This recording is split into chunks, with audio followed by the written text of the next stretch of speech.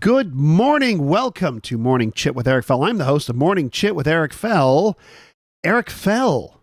Now, is this going to be a thing that pops up on the Discord saying that I'm live?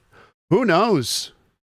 Oh, I just got an email saying now live on your channel, Morning Chit with Eric Fell. Let's see if that is popping up on the old Discord. I'm a little bit new to the YouTube side of things because of my multiple suspensions from Twitch. I had to switch over here, and as we all know, it was because of my offensive username, my username being Eric Fell, which is the name of me, the host of Morning Chit with Eric Fell. Well, we got some folks here. Switch Creed, hello. Doc Bad Wrench, hello. How are you doing this fine morning, afternoon, or evening, depending on where you are? I'm not here to judge. You can have a little sip. Oh, that's good water. We've got some good water today. The hydrogen-oxygen balance is right on. You don't want that hydrogen-oxygen mixture to be off because you might get something awful. Yeah, I am the bad boy of the internet, as they call me. They're like, oh, that Eric Fell. He's the bad boy of the internet. We call them namers, says Doc Bad Wrench. Hello, Animator Valerie. YouTube is dumb. You had the starting soon page open, and it didn't start. You had to refresh YouTube. Oh, fun. That's good. Thanks, YouTube. Next on the list of places that no longer want me. Let me take a look at. I can't look at my subscriptions because I don't subscribe to myself. I don't think you can do that on the YouTube. So I hope you're all having a good week so far. How's everybody's week been? That's excellent that you had to refresh it. I probably put the incorrect link into the Discord. Let's see here. Let me click on this. Might get ugly. So no, if you click on the link regularly, the one I posted in the Discord. By the way, if you're not on the Discord, folks, I'm putting the link in the chat. There we go. It seems to have me show up. You probably just heard that. So that's great. I'm going to post into the Discord. I assure you, I am live. There we go. Thanks. Thanks, Discord. Week has been full of working. So nothing exciting, Switch Creed. Well, I mean, that's good. You got work. That's good. Congratulations again. By the way, if you don't know, Switch Creed, one of our regular folks who comes in and chits with us, got a new job. So congratulations. Hope it's going well. This was a notification from the YouTube channel. Okay. Yeah. Who knows? I'm still figuring it out. There's a few weird, odd extra steps it takes to get this whole live thing going. Also, my earbuds didn't recharge properly. So when I plugged them in, I already got the low battery warning. So we'll see how. I mean, I don't really need these because I don't. We normally don't do a lot of sound effects with this part of it. But for example, if we were to have some sort of, what would we say? Flora-based detective. Can a plant really identify a murderer? Like that. I don't need the headphones for that. Switch Creed, of course, is doing some cybersecurity stuff, and apparently there was a DDoS attack on a certain company. Oh, there we go. Headset has now, battery has died. I'm plugging it back into the little charger thing, and they just don't seem to connect properly. Got the little earbuds here. Not a big fan of the earbuds, but I know, like, visually they just look nicer than the having the big headsets on when you're doing these things. Yeah, there we go. Oh, no. You know what? We'll figure it out after. It doesn't matter. There we go. Animator Valerie. Oh my gosh, Animator Valerie. I'm so sorry that that happened. That happened. That is awful. That is terrible. I hate that this is a thing that's happening, a trend that we're going towards. We all know the. I think I've made my stance known about that. That's really crappy. Well, my hope is that you land. I hate saying that you land on your feet, but you know what I mean. I'm hopeful and certain that there's going to be. I'm hopeful and certain. I'm hopeful that there's some better stuff for you in the immediate. We'll say immediate future, like right now. Let's get that. Let's get that going. That really sucks. And they hired. Yeah. So that really does suck. I'm really sorry to hear that. Other than that, how was your week? Always yeah, I'm so sorry.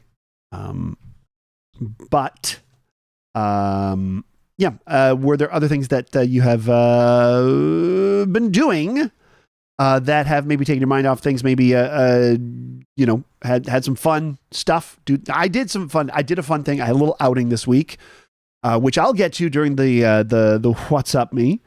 It was an exciting outing, I'll say, and I know you'll all have something to contribute because I'm reasonably certain that you've all had a similar outing to a similar place, but to the same place, just a different location. Well, we'll get to it. But yeah, let's talk about some fun stuff. Get our mind off of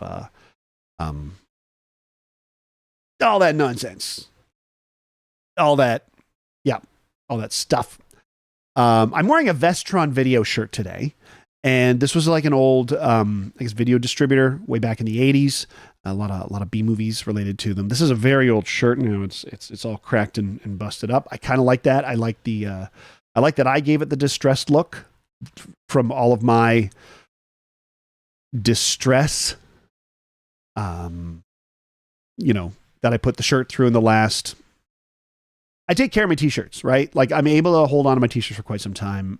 Usually, the only times I stop wearing them are when, let's say, my physical shape changes. But I got this shirt because I don't delete any emails. I've had this shirt since September. Hang on, order update from this place.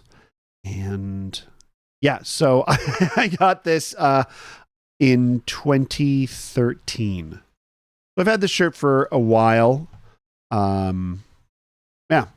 Old Vestron video shirt. I got this at the same. I got a Canon Films one. If you're not familiar with Canon Films, they made some movies. I'll tell you that. Isn't Vestron part of Lionsgate now? And yeah, and I think they just sort of like bought the name. Lionsgate is a weird thing. So Lionsgate, as far as I know, is named after. It's a Vancouver. It was originally like a Vancouver company. It was named after the Lionsgate, because there's Lionsgate Studios out here. There's the Lionsgate Bridge, and there's of course the two lions. Let me see if I can find a picture. Of course, of the peaks known as the lions, which you can actually see from my home, I believe. If you're not familiar with the lions. And here we go. Downloads. Refresh this and get you a picture of the, there we go. So there's a picture of the lions. And where we get in BC, we get the term Lionsgate Bridge, and then the studio is named after that. Now, one of the things that is a really dumb thing is now that Lionsgate has expanded and become this whole thing, they have their own boutique 4K and Blu-ray label. right? So a lot of these studios are seeing what the success that Criterion has when releasing, boutique, or releasing these movies as sort of high end things, a little pricier. They got extra features and stuff, and so instead of letting Criterion run with it like they should, they're starting their own thing. Paramount's got one, and Lionsgate has one called Lionsgate. It's probably Lionsgate Plus. They just had Plus on everything. Now they're not very creative. I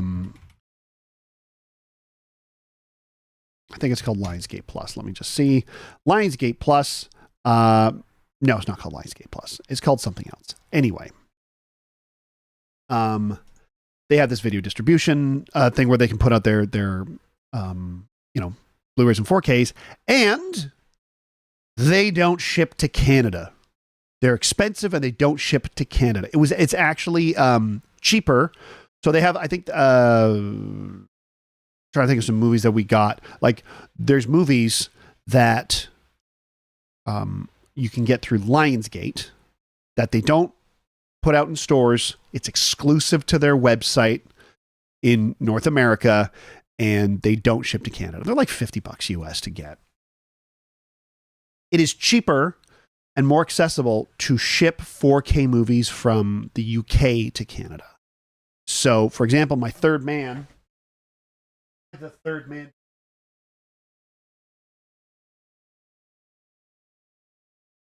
I see it. Hang on. Down here.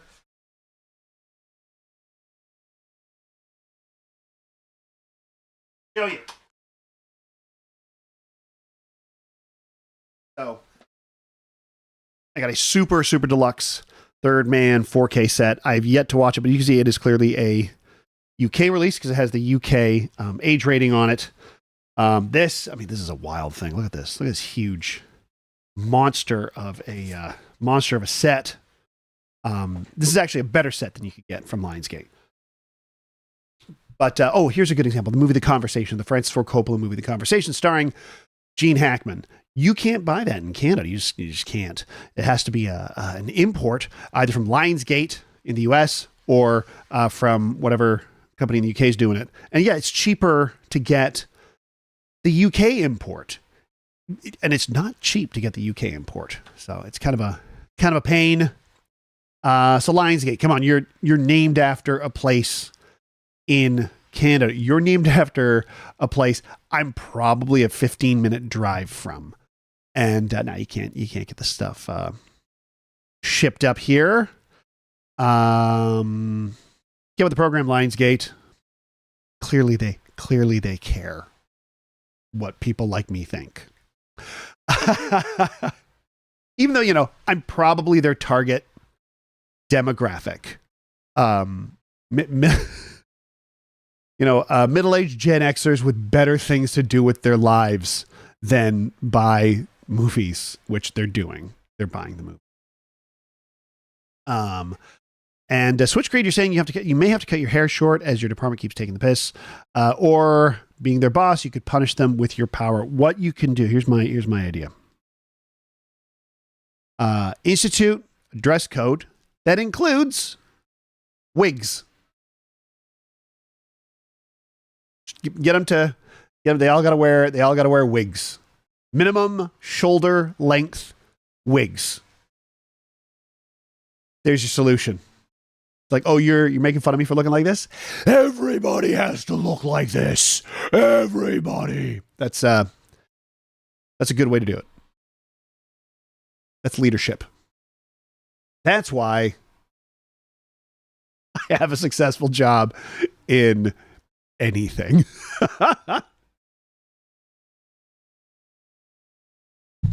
My own thoughts, Switchgrade. You let me know. You let me know what you think in the chat. You're thinking more boiling them in a big pot. If you boil them in a big pot, you got to find more people, and that's just more crap you got to do. Because if you're their boss, you got to find people to replace them. You don't want to find people to replace them. James Cameron didn't fire people. When James Cameron wanted to punish people, his punishment was, you have to keep working with me. He felt that firing people was letting them off easy. And that the true punishment is seeing James Cameron every day and having to deal with James Cameron every day. Yeah, do the powdered wigs from olden days, but everybody's got to wear them. Everybody's just going to wear the big old powdered wigs, and then talk like it's the olden days. I'm not going to try to talk like the olden days. I can barely speak in 2026 English. I'm not going to try other eras of stuff. I don't know if you can hear a lot of trucks going by today. I left the window open because it was weirdly warm in here. The apartment thing next door, their heat leaks over here, which I'm not usually complaining about, but when I'm at the wall, this is the wall that joins the other other folks. There's other folks who live behind the camera. So if I'm looking here and I drilled a hole in the wall, I'd go to jail. Oh, they're good at their job. So yeah, don't boil them. Boiling, I would say is inadvisable too. It's kind of like I think the inefficient leadership skill. Once again, because the need for replacing them with new people who just gotta know, right? Yeah. There's always alternative measures, things that you can do. It's 19 minutes past the hour, unless you're in Newfoundland, because then that's the 30 minutes difference. Yeah, but I hope there's people have been up to some at least some fun things. It's been an odd week. I feel like this week, and I know it's been 7 days, but I feel like this week was shorter. I got less done this week than I normally do most weeks.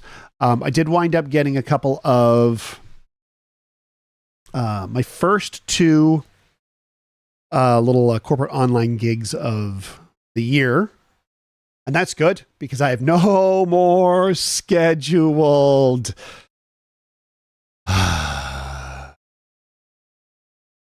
If you're in a position to help the channel, you can do so by supporting me at coffee.com/Eric Fellon. A big thank you to those who already do. It'll help me make things like this. Also eat and pay rent, which is also fun. And also I'm making content to put up on a Patreon, which will launch in the future when I have enough stuff so that it isn't bare bones. Because I can't expect anyone to put anything out there. If I go, hey, yeah, here's the thing, and things are going to come here, I promise. No. I want stuff to be up. And then you go, oh, this is what it is. And then get that ball rolling. Switch Creed has, your wife has told you you're not allowed to get a new car, and that makes you a sad panda. That's between you and your spouse. I'm sorry that, because I know you were looking at getting a new car. You have a Mercedes that I believe you have mentioned is very dear to you. And yeah, like folks with cars, if you have a car and you have that car long enough, you develop a love-hate relationship with the car a lot of the time, or sometimes just love, or sometimes just hate. I've had my car for over 10 years. It is this little beat up thing that gets me where I want to go, and I get it checked out every year, and it's fine, except for a couple of things. Thing one, someone busted the gas flap. Not the gas, not the fuel cap or the tank, but the flap. So it's kind of like loose, and it's like $110 to get it replaced. And anytime I've got $110 to spend on something, I'm like, I've got other things I need to spend it on. And thing two, when those windows fog up, they fog up bad. They fog up serious. In Vancouver, there is, I believe there's a no idling rule. You can't idle your car for more than 60 seconds, but it takes a hell of a lot longer than 60 seconds to defrost the windows of the car. Especially like the condensation gets weirdly bad. It's like really, really bad. And then it freezes. And then it's just like, it is solid ice droplets all over the windshield. And that takes forever to, bring up to temperature. But for the times when it's just really, really bad condensation, I bought a tiny squeegee. And last night, Katie had a huge giggle when we sat down in the car to go somewhere. And I pulled out this little squeegee. I'm like, pardon me. because you don't want to do a towel because the towel will just like push stuff around and then you get all those marks. But the squeegee, the indoor squeegee seems to work. And I'd rather I didn't need it to work. I'd rather the defrost function was good. I mean, it is blowing the air. I don't know if it's the angle or if there's something going on there, but it has never been great. It's a Volkswagen. It's a 2007 Volkswagen. Yeah. It's but I adore that car as you adore Swiss Creed, you adore your Mercedes. Yeah, it is a cute little thing. My car. I really like it. I like seeing it. I go, oh, it's still there. I've had my car stolen a couple of times. Not this one, a previous one. I'm currently writing a one-person Fringe show about it. That's actually not a joke. I think it's pretty funny. I'm working on it with Gary Jones. Hey, Switch Creed, just a quick note. We're not really an AI group here, so that's not something we talk about or put in Discord or anything like that. There are other venues for that. This one, however, is not. It's not our bag. Is probably the best way to say that. But yeah, put in the chat if anybody else has a idiosyncrasies with their vehicles. If you're a vehicle owner, what are your car's idiosyncrasies? For crying.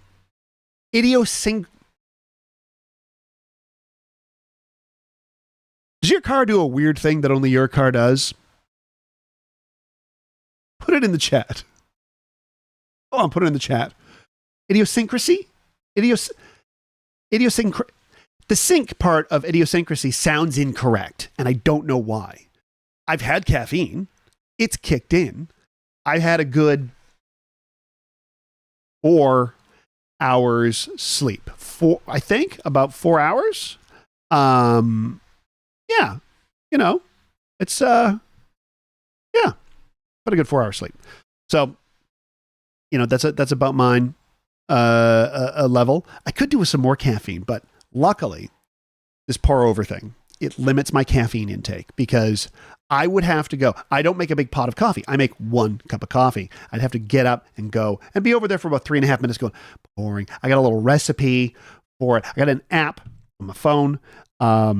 And I put in the amount of water and it says, here's the amount of beans, and I measure everything out. It's kind of nice. So I use for 300 milliliters of water, I use 18 and a half grams of coffee. It's kind of a fun little app, and I just do that in the mornings. And then it's that really satisfying thing where like if I'm pouring in it and you got to get to like, you time it out to get to exactly 300 milliliters of water. When you see the scale, because I put it on a scale because I'm a dork, and we get to exactly like 300.00 grams because my scale goes to a hundredth of a gram, and if you can get it like dead on, oh, very satisfying. It's like back in the day with gas pumps. Doc Bad Wrench, you've only had your Camry for the past month since the last one got totaled. Oh my gosh. And you still need time to figure out what dumb stuff it's hiding. Yeah. Over time, you're like, it does that. Oh, and Scribble says, you played the game Dispatch over the holidays. You can't wrap your head around the name of the superhero phenomenon.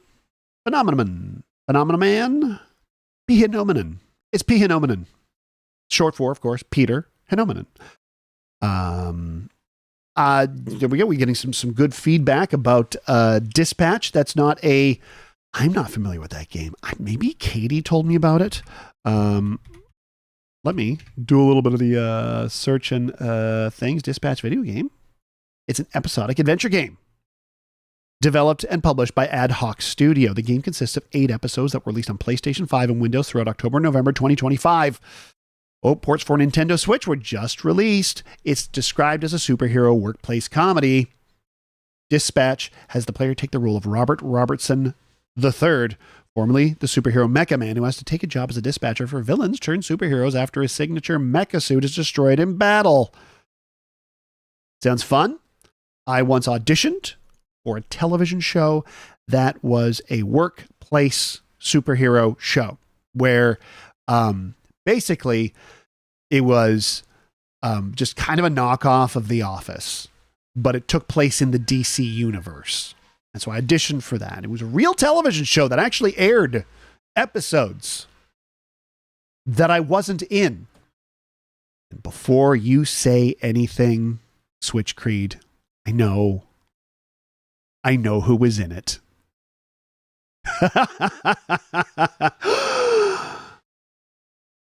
Trinity 546 is here. As you all know, Trinity 546 is better known as Katie.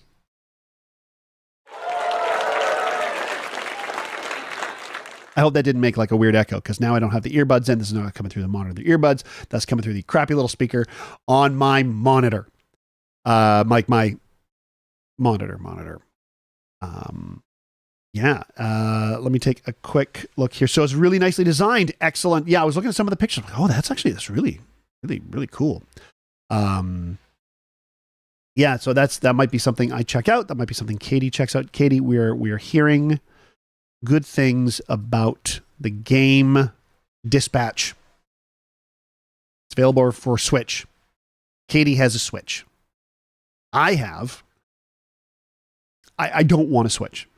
Here's why I don't want to Switch. Because I know that you can play Skyrim the Switch. That's why I don't want to Switch. Because then I will take Skyrim with me everywhere I go. I should not be able to take Skyrim with me wherever I go. Skyrim needs to stay on this couch, in this home. It is an indoor thing. If it is there with me, I will play it even more. God, when was the last time I played it? Oh, right. I played it. I played Skyrim from, I didn't have 4 hours of sleep because I got to bed at 4:45. And then I got up at 8. Right? 7? Okay. I've had about 2-ish hours of sleep. I played Skyrim this morning until about 4:30, 4:45. Because I couldn't sleep. So, Switch Creed, you're doing Phenomena.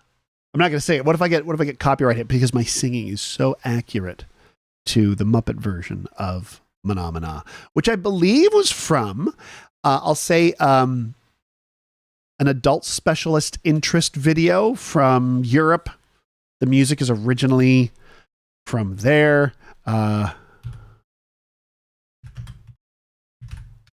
Let me look up Phenomena. It's a popular song by Italian composer.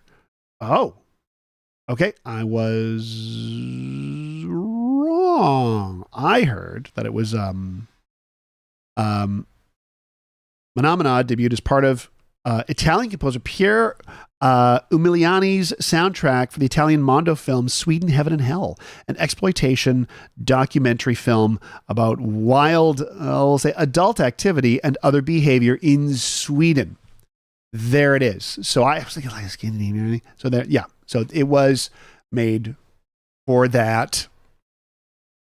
So, and I think it also mentions in this entry that it was the song was also used in the television program Benny Hill. And when you read where it's from, you go, yeah, Benny Hill. The main character Dispatch is voiced by Aaron Paul, Jesse from Breaking Bad. Does he drop a B word? I don't mean breaking, I don't mean bad, and I don't mean blue. You know what I'm talking about. You think Skyrim on Switch might have performance problems on the original Switch? Maybe runs out of memory late game with the saves. I see. Nigel's here. Hello, Nigel. That applause was for you.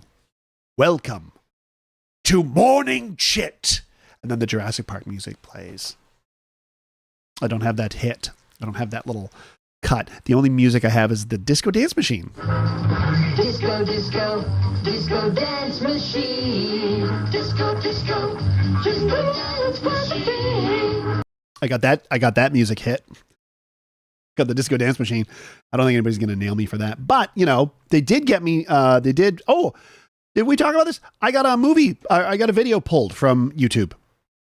We get all this crap cleared up on Twitch where they're like, yeah, no, you broke the rules by being called Eric Fell.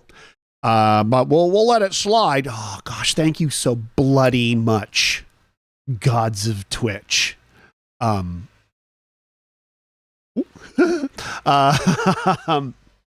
the next day or a couple days later, I get a notice saying, oh, we pulled a video of yours for copyright violation. And it is a video of the Gentleman Hecklers riffing Plan 9 from Outer Space. It's a 2-minute clip of Plan 9 from Outer Space with the original Gentleman Hecklers lineup, Sean, Patrick, Eric, doing our thing. And someone has decided that they have the rights to Plan 9 from Outer Space. And so they put a copyright claim out on it. So that's what you can do on YouTube. You go, yeah, I own the rights to that. Here's a copyright claim. And then they pull everything. And it is some sort of nonsensical, company that absolutely does not own the rights to a film, which I am reasonably sure is in the public domain anyway. Let me see what it says here. I'm going to read this. January. I think we talked about this. They go, copyrighted content has been detected in your video. The Gentleman Hecklers present Plan 9 from Outer Space. As a result, your video has been blocked and can no longer be played on YouTube. This is not a copyright strike and does not affect your channel. Thank you, YouTube, for at least that. Content used.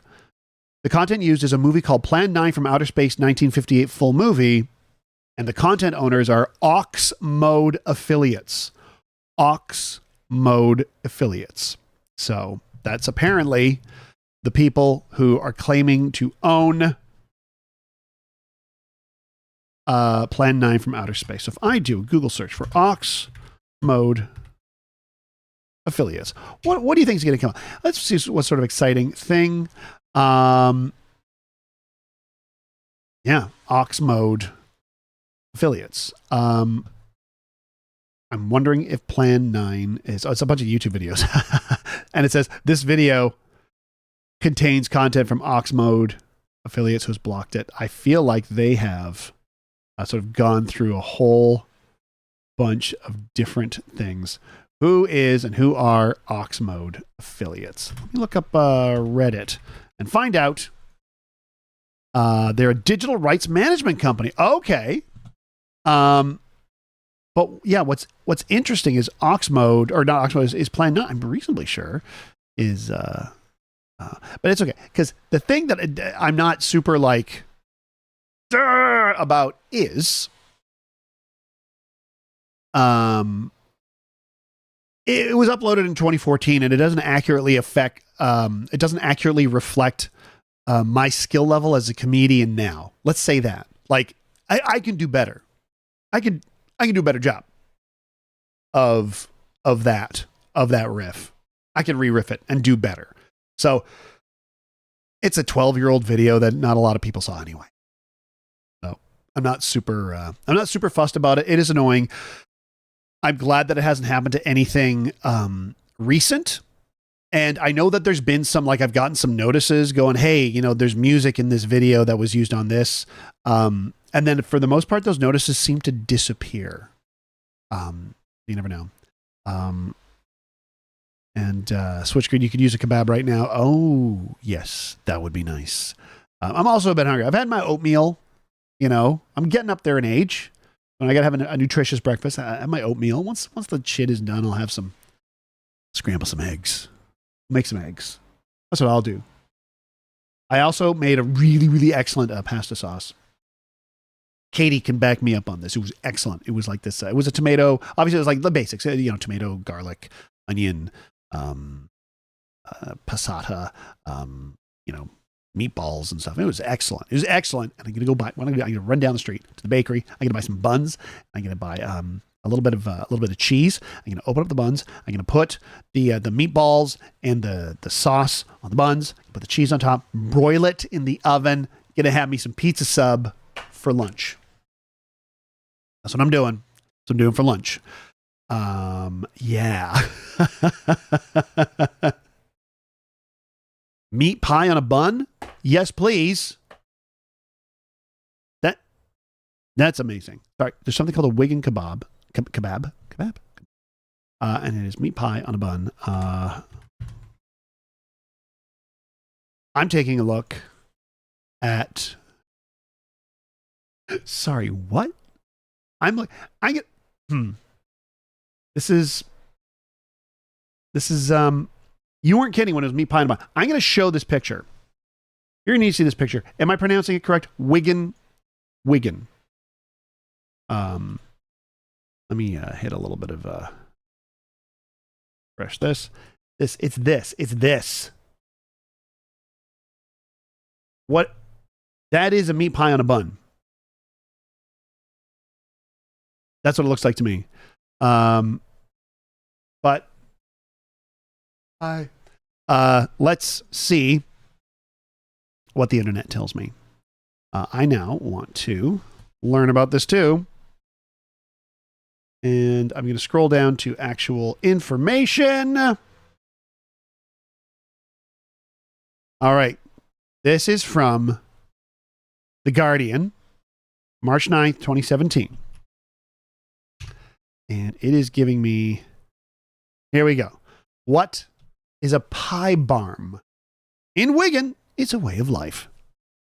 It is a meat and potato pie sandwiched between a buttered white roll. It's just a pie barm. Person looked to see if there was someone eating something exotic and outrageous. No, it was it. That was it. That's what it is. So there you go. And now I want one more than anything in the world.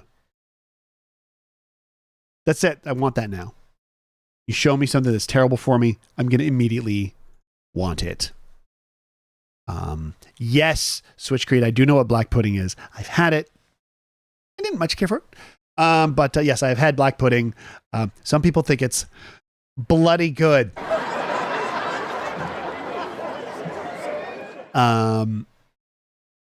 Yeah, you've been to Switch Creed, you've been to Wigan and seen, yeah, so it's new to you. All right.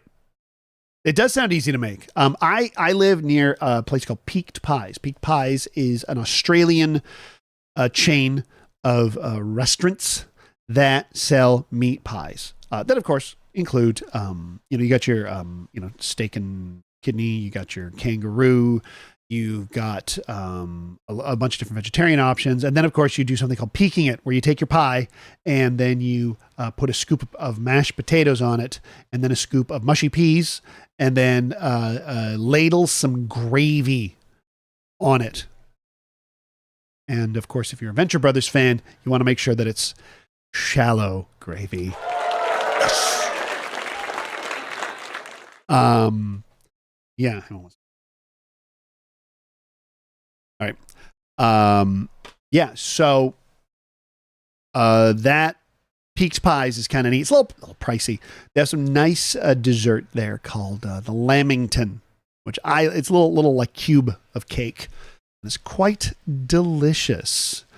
Squibbles, as you're saying, another thing that comes up on Scrandle quite commonly is a slice of white bread with paprika, lard, and raw sliced red onions on it. You think it's Hungarian. That sounds like something. I wonder if Barry from Sandwiches of History has eaten it, because you could say that's kind of sandwichy, right?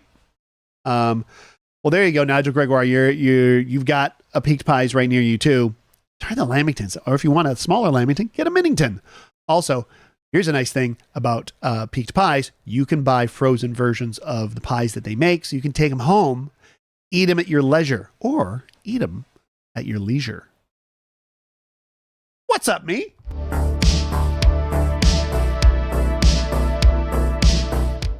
All this talk about food. There we go. Yeah, folks. What have I done this week? Yeah, the Lamingtons are great. What is up, me? Let me tell you what is up, me.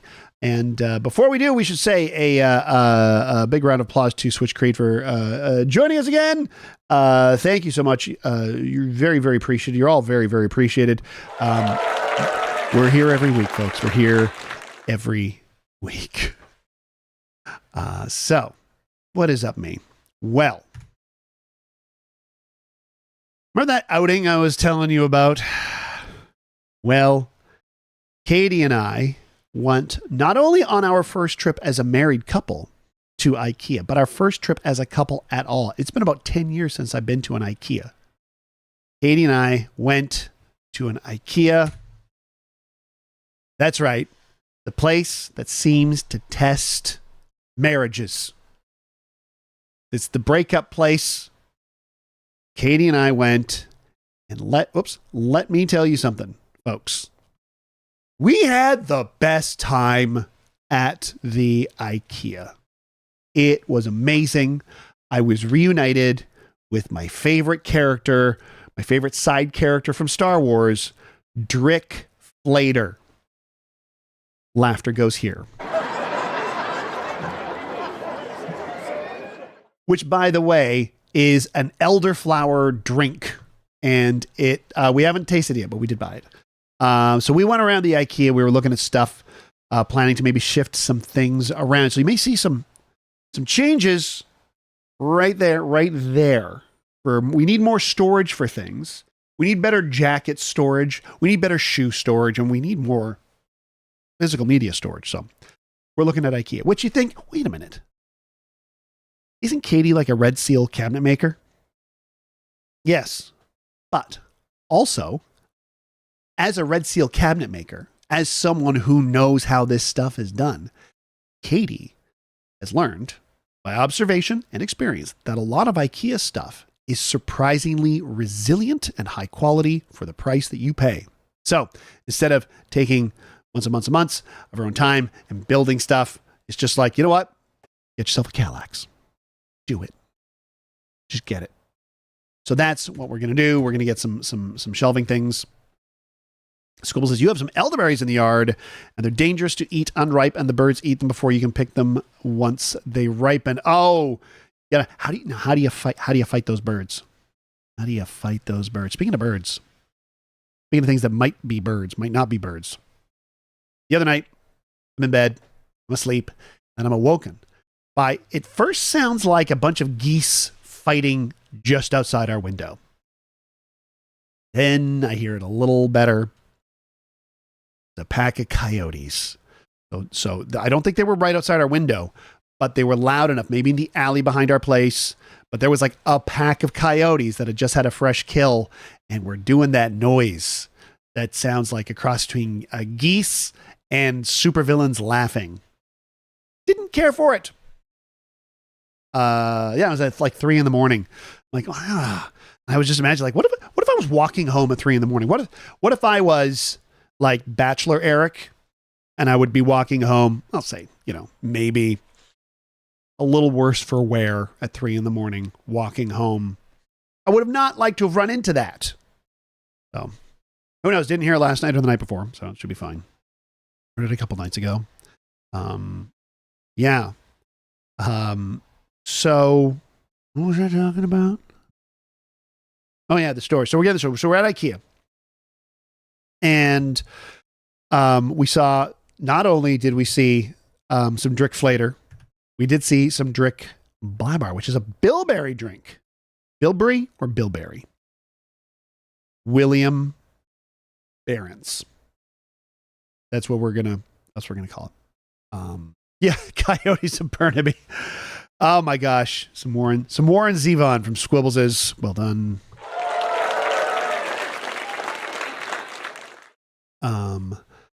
So we got some elderflower and some bilberry, and we actually got a lingonberry drink too. We go to the IKEA. Get this. It's a Saturday at like noon. I know what you're thinking. You're thinking this is going to be a nightmare. This is going to be awful. Why are you going Saturday noon to an IKEA? We go to the IKEA in Coquitlam, and we immediately find decent parking. What's going on? Get there, everything's fine. There's no twist. Everything was just fine. We go in. First thing is, it's been a long time. My first thing is, Katie, I would like a hot dog. I would like an IKEA hot dog. I would like a $1 IKEA hot dog, please. Walk up. It's like they got the sort of McDonald's monitor where you just beep, boop, boop, tap your card. Minute later, 60 seconds later, not even getting in line for anything. They yell out my order number. Get the hot dog, put a bit of mustard on it. I'm in heaven. Hot dogs. What do you like on your hot dogs? Do you even like hot dogs? I love hot dogs. Like, I really love a hot dog. Hot dogs are great. Are you someone who's good with everything on your hot dog? Are you someone who, like, specifically, you're not a hot dog gatekeeper, are you? You're not like, oh, never put this on a hot dog. You know, in Chicago, they really don't like it when you put ketchup on a hot dog. Well, tough crap. Some people like it. Deal with it. If the biggest problem in your day is what I put on my hot dog, you need to set your priorities straight. So, what do you like on your hot dog? Because I like most things, most reasonable things, right? Because some days I'm just like, mustard, just mustard. There you go. Scribbles, ketchup and cheese. That's a winning combination right there. Ketchup and cheese and that texture of the hot dog. Well done. Ketchup on your hot dog, and you're from Chicago, Animator Valerie. But now, I've heard some people say this, but I don't think I've actually heard anyone from Chicago say never put ketchup on a hot dog. It's people who want to sound like they know stuff about Chicago. You know what I know about Chicago? Dr. Richard Kimball was framed for a crime he didn't commit. Went on the run. Something about Provasic, switching the samples. Family. Ketchup and onions. See, these are all good combos. Like, I'll put ketchup on a hot dog. Right? It's fine. So there you go. Scribbles, you like them browned through over a fire or split and pan fried. Oh, that's really nice. I like when I split, I do a split and pan fry. What I do there, chili. Do some chili. That's where I do the chili. Like, I love a chili dog. I love a just a mustard. I love going to like getting some street meat, right, and just putting all the stuff on it. Although I haven't really done that since I've gotten the beard. That might pose some difficulty. Of course, Vancouver here is famous for Japa Dog, which is its own thing, which I think it's okay. It didn't blow my mind. I've had it a couple times. Didn't blow my mind. Because to me, nothing quite like the basics of a hot dog. But yeah, always ketchup, relish, and mustard if available. Nigel Gregoire, what kind of mustard do you like? Because I love just the yellow, your standard yellow mustard. But I'm going to turn my nose up at Dijon mustard on a hot dog. Yeah, Scribble says chili dogs and mustaches do not mix that well. Yeah, I don't. So I haven't done the whole thing where it's just like everything's piled up, and I'll look like a buffet exploded on my face. Speaking of, I think my beard's grown back in nicely after my oops, I accidentally shaved it too close incident. So yeah, we were going around the IKEA. I enjoyed the heck out of that hot dog. Katie really enjoys when I have something that's excellent to eat, because apparently I'm like very expressive. If I eat something I like this isn't just like, oh, that's good. It's like you take a bite, you're like, oh yeah. That's me like agreeing. Yes, this is the reality I have chosen, and I like it. But yeah, Scribbles, I can see the Dijon flavor. Excuse me. Yeah, I can see the Dijon flavor getting lost in the hot dog, especially if you've got other stuff on it. If it's just the Dijon, yeah, I can see the flavor profile coming out. But yeah, with other stuff, I can see that. Doc Bad Wrench, all this talk of food. You're taking the stream on a trip to the Seattle Public Market now. Oh my goodness. I'm not going to make a joke about the thrown fish, because that's where we all go with that, right? Like if we did an improv scene, where does a scene take place? You from the audience, Seattle. Thank you. Throwing fish. It's Seattle. Someone's having a coffee. It's funny. Look, there's gum on the wall. Doc Bad Wrench, I've done shows at the Gumwall Theater. And I found that the audiences at that theater, not Upfront, I forget the name of the theater. It's been years, obviously.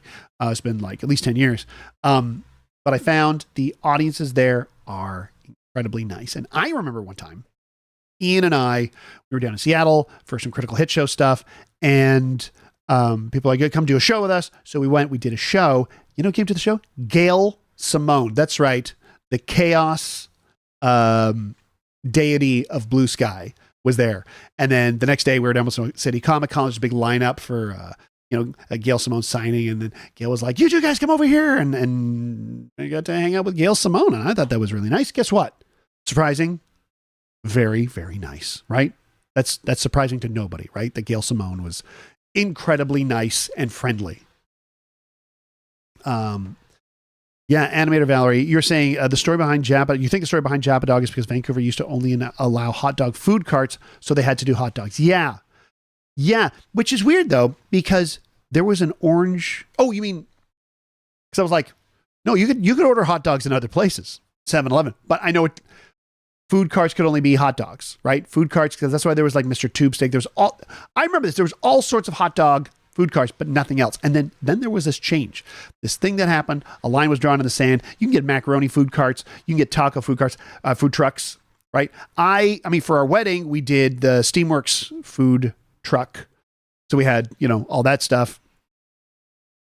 Scribbles are saying throw fish on the West Coast or kiss them on the East Coast. The thing is, I don't like to kiss fish. The other thing is, I have poor depth perception, so I won't be throwing fish either. So I'll stay away from seafood. I'll have myself a hot dog. There's Dog in the Park in Seattle. I think that's what it's called.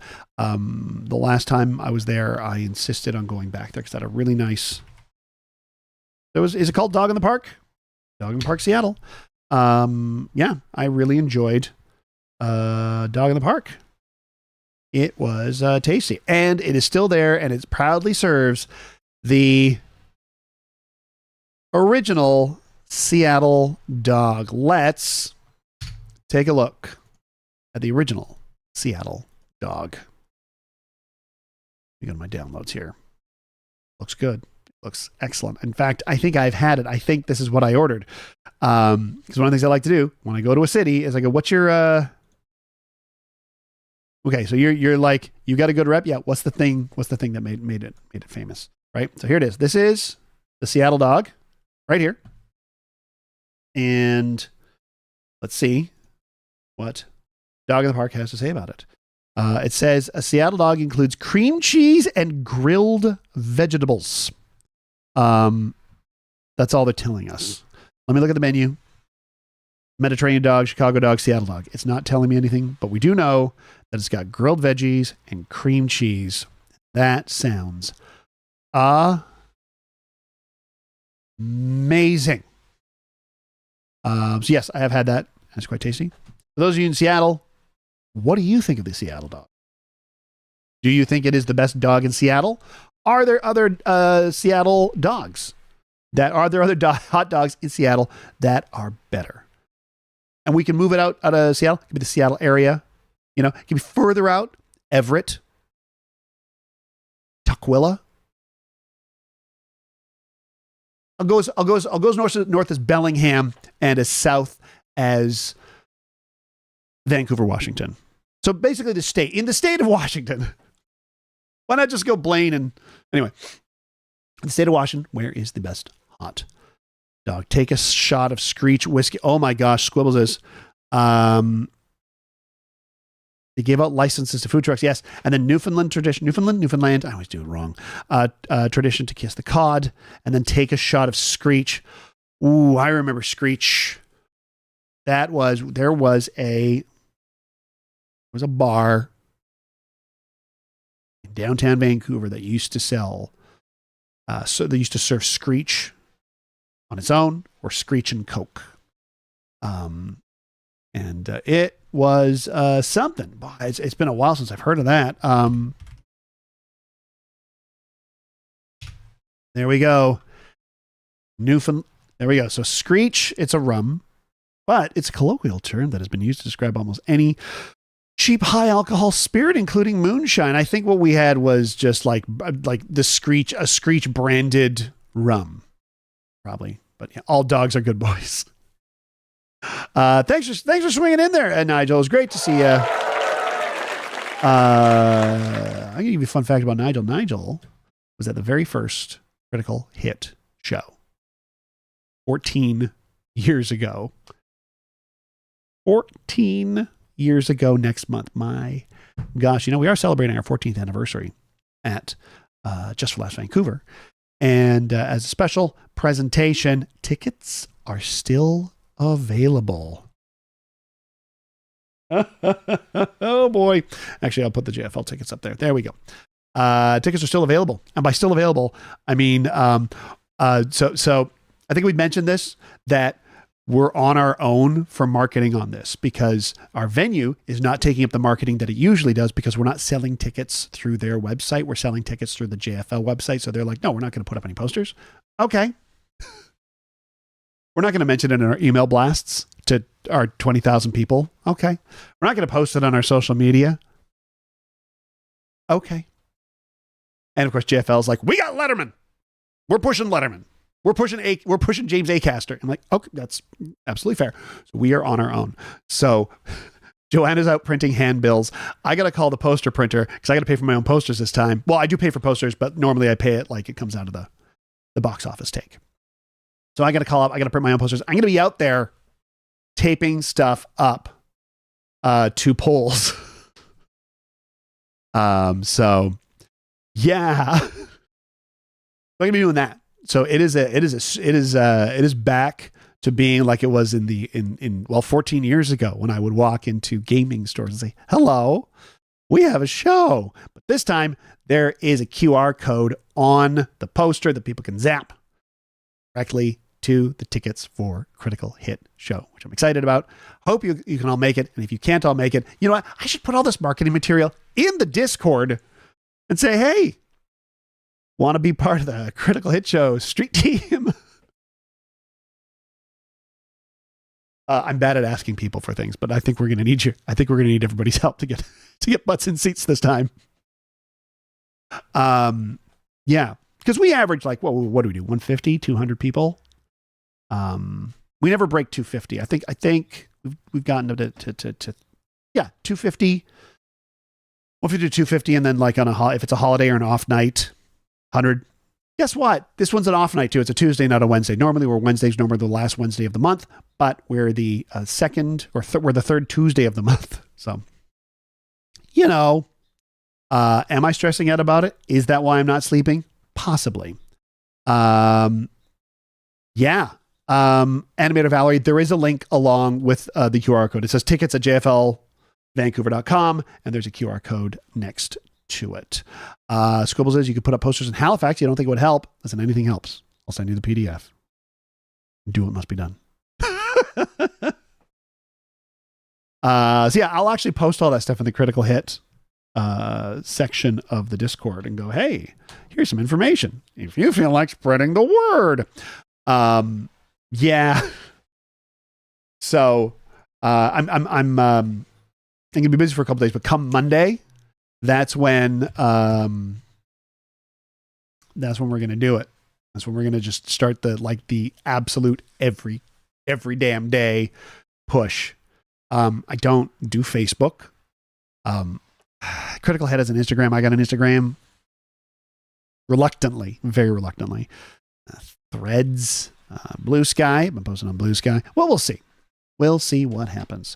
I hope that we get a lot of people because it's a good show and our the cast is amazing. Intranational show. That's right. Just in Canada. If I was able to live stream it, that'd be amazing. I remember we brought somebody in. They're like, hey man, for our BCIT broadcast project, can we film the show? Yeah, they brought in a whole bunch of cameras and stuff like that, and they filmed it.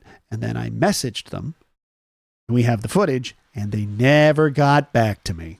So someone somewhere has full HD multi-camera footage of a Critical Hit show that they've probably deleted and they used school equipment for. BCIT, British Columbia Institute of Technology. I almost said technography. Technology. Yeah.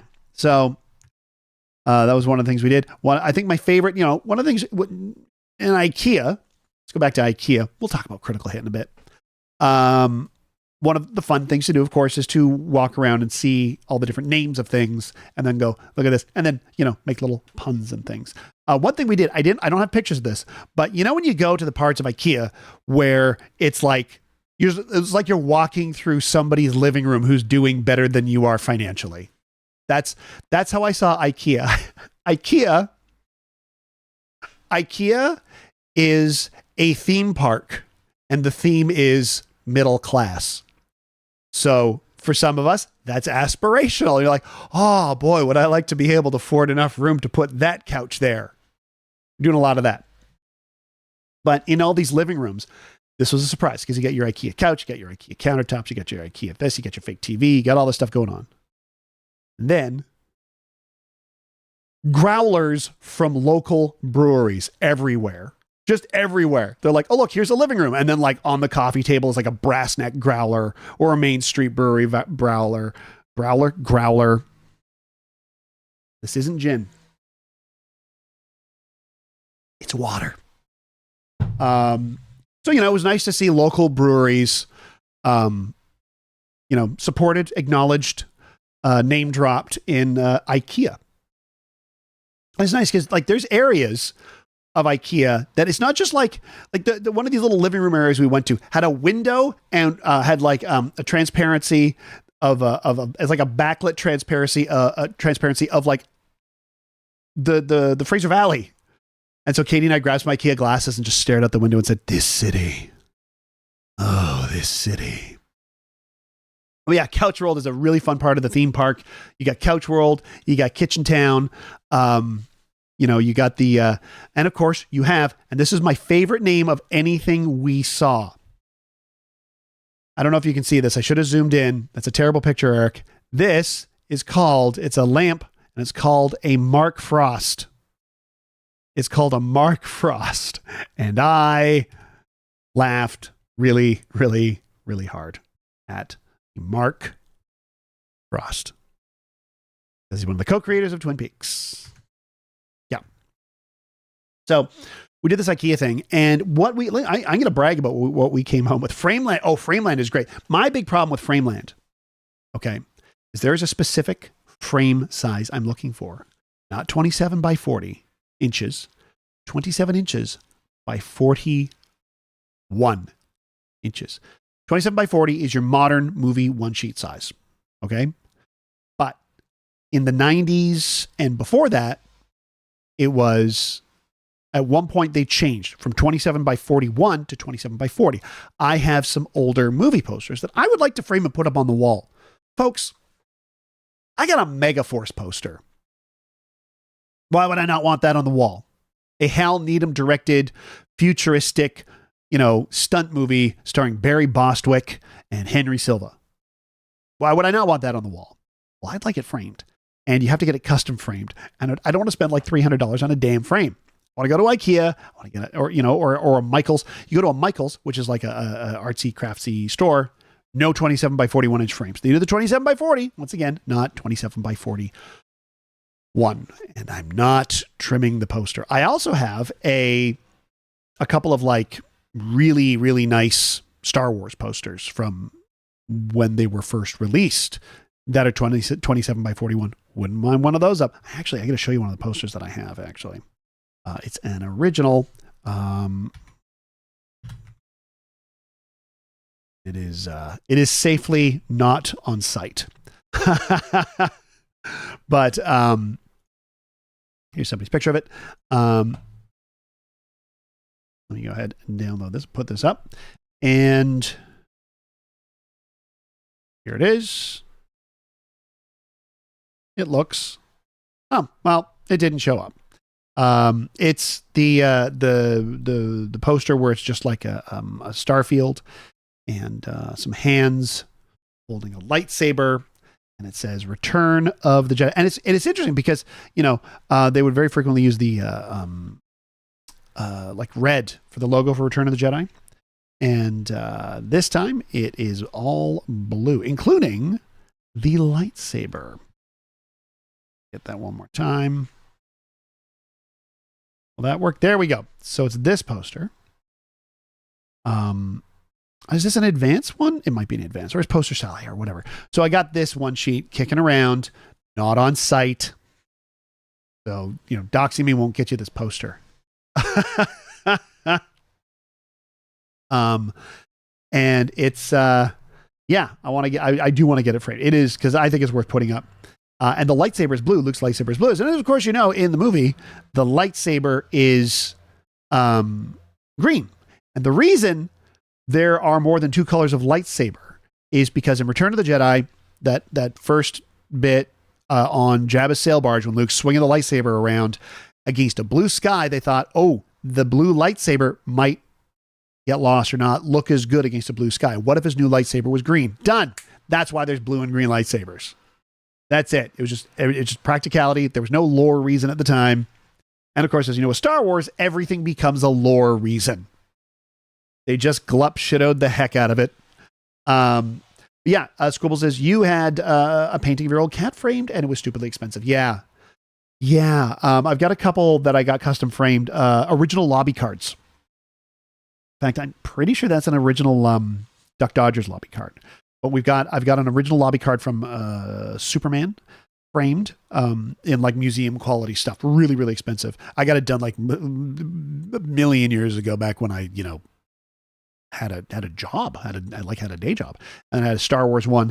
I got a couple of other lobby cards, but with lobby cards, you can find lobby card size frames. And speaking of, but Kyber crystals, the Kyber crystal predates Return of the Jedi. In fact, the first public mention of a Kyber crystal was in a book called Splinter of the Mind's Eye by Alan Dean Foster. And I'm gonna muddle this.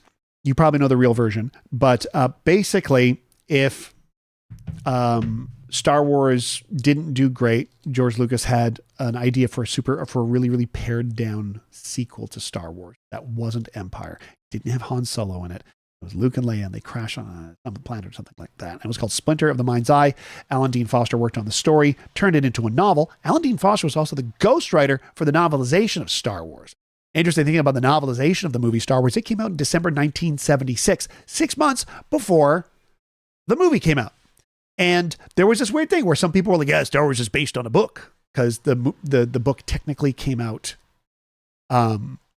before the movie. I've got a 1976 printing of it. It is gorgeous. It's got this amazing Ralph McQuarrie art on it. I love it to death. So, it came out at a point where there were no publicity stills. There was no it might say soon to be a major movie. But then Kyber crystals went from being this thing that amplifies the Force in Splinter of the Mind's Eye, because the Kyber crystal in Splinter of the Mind's Eye was the MacGuffin. It's been a long time since I've read it. Like over 30 years, maybe 40. But there is, so I just suddenly got distracted by Squibbles' what Squibbles has put in the chat. I will get to that in just a moment. But I don't know when Kyber crystals became the thing that lightsabers used. One of the things that is really weird is so much of the terminology and the lore in the expanded Star Wars universe has come from the original West End Games role-playing game. And Lucas, like West End Games, bought the license for Star Wars for a song, because it was 86, 87. No one gave a crap about Star Wars at the time. And then they had to write stuff down and fill it in. And so they created a lot of the species names. They created like a lot of the character names. It comes from these books. And I have some of the original books, and it's fun, like flipping through and going, oh my God, that, and you watch something like Mandalorian or Ahsoka or something, and it's like, oh, that's actually from the role-playing game. That's originally from there. Like, I remember Pablo Hidalgo from Lucasfilm, and talking about how he's kind of geeking out seeing, Giancarlo Esposito describing the E-Web heavy cannon. That's what it was called in the role-playing game, like the big tripod gun. But now I want to address what Squibbles has said. I'm not super, this is Squibbles' own words. I will read word for word. I'm not super well versed on Star Wars deep lore, except funny stuff like the in-depth article about Wookiee nipples on Wikipedia. And yeah, Doc Bad Wrench says, that's the name, a great name for a band. That's absolutely a great name for a band. Yeah, so Wikipedia, huh? I remember about 15 years ago finding out that the Wikipedia article on Wedge Antilles was bigger than the Wikipedia article on the Gutenberg Press. I thought that was incredibly funny. It just, that amused me to no end. But yeah, so I have all sorts of books and things about sort of where Star Wars lore comes from. I cannot recommend enough. No, I can't over recommend something to you. If you're interested in the making of the Star Wars movies, I'm going to recommend 3 books: The Making of Star Wars, The Making of The Empire Strikes Back, and The Making of Return of the Jedi, all by the late J.W. Rinsler. J.W. Rinsler, from my understanding, was given unrestricted access to the Lucasfilm archives. And Lucas was like, this isn't a press release. This is a document. So if there's stuff that ain't great in there, put it in. And there are so many urban myths and things that people I hear mentioning that are contradicted in this book. And when it's contradicted by, like, here's the call sheet for that day, that person wasn't actually there, or here's where this thing comes from. And I highly recommend checking those books out. They're not cheap. Like, I'm talking like about $100 each. And the ebook version is kind of neat because the ebook version has audio clips from like interviews, but archival ones, like audio tapes from like 77 and 78. And the Cerveza Cristal. Mine is silver. Because, you know, I'm not made of money. What am I, a Rockefeller? But these books are all really, really, really interesting. And then you see where a lot of stuff comes from. And there's a couple people in my life who I've had to tell them, stop talking about Star Wars in front of me. One person in particular who shall remain nameless. It's not Katie. It's absolutely not Katie. It's not Katie. It's somebody else. And he keeps sending me this stuff. I'm like, none of this is true. Or he'll talk about it in like in front of people like he's an authority. And just in front of everybody, I was like, that's not what happened. Here's what happened. And here's how I know this. I've actually said to him, never talk to me about Star Wars. Because it's either something I already know or it's incorrect. From that person. That person is only ever going to give me information that I already know or information that's incorrect. Because he'll find like, stuff on the internet. Like, he stole this. No, he didn't actually. Because here's some documentation to show that he, that the Star Wars team came up with that 6 years before that movie came out or whatever. Yeah, silver might be out of our price range these days. Lead, stevia, microplastics. My lightsaber is made from microplastics. If I owned a lightsaber, it like a toy one, it would absolutely be plastic. I don't own a lightsaber. Do I want to own a lightsaber? Not for the price that the really cool lightsabers are. I don't want to spend $400-$500 on a lightsaber because I'm not going to swing it around. I'm pushing 50. So I put it up on the wall. But what I want, so I don't even know if I want the blade. I think I would just want the hilt. I think if I were to get like lightsaber replicas, which I got enough stuff I got to spend money on, like food and rent. Speaking of food and rent, I love paying for those things. If you're in a position to help support my paying for those things, you can always support me at coffee.com/Eric Fell. Pretty good segue. I'm getting better at asking for money. But yeah, like I said, Patreon's on its way. The content is building up. It's going to be a ton of fun. But with lightsabers, yeah. As far as sort of like, I don't want to say prop replicas, but the sort of higher end things like that. I don't have any full-size lightsabers, don't have any full-size blasters. I'm uncomfortable with gun replicas just in the house. I don't know why. I used to have toy guns as a kid. I used to have toy guns that were, subsequently banned. I can get the Hacksmith butane lightsaber. Jeepers. That sounds dangerous. But I've got some helmets. So I have a 1990 reissue of a 1978 Dawn Post Darth Vader mask. Then I have some Hasbro Black Series helmets. And the Hasbro Black Series helmets, for the amount you pay for them, around 140 Canadian, 100 US, they're incredibly high quality for the money that you pay for them, like surprisingly high quality. And the ones that I have a Boba Fett one, which they keep reissuing with different repaints. And I'm going to show you mine looks like. So mine was from the paint scheme was from Mandalorian, because at the time there were no sort of Empire or Jedi paint scheme ones that were available. So I got the one from Mandalorian. So that's like when Boba Fett shows up again and his helmet is like repainted. So I've got that.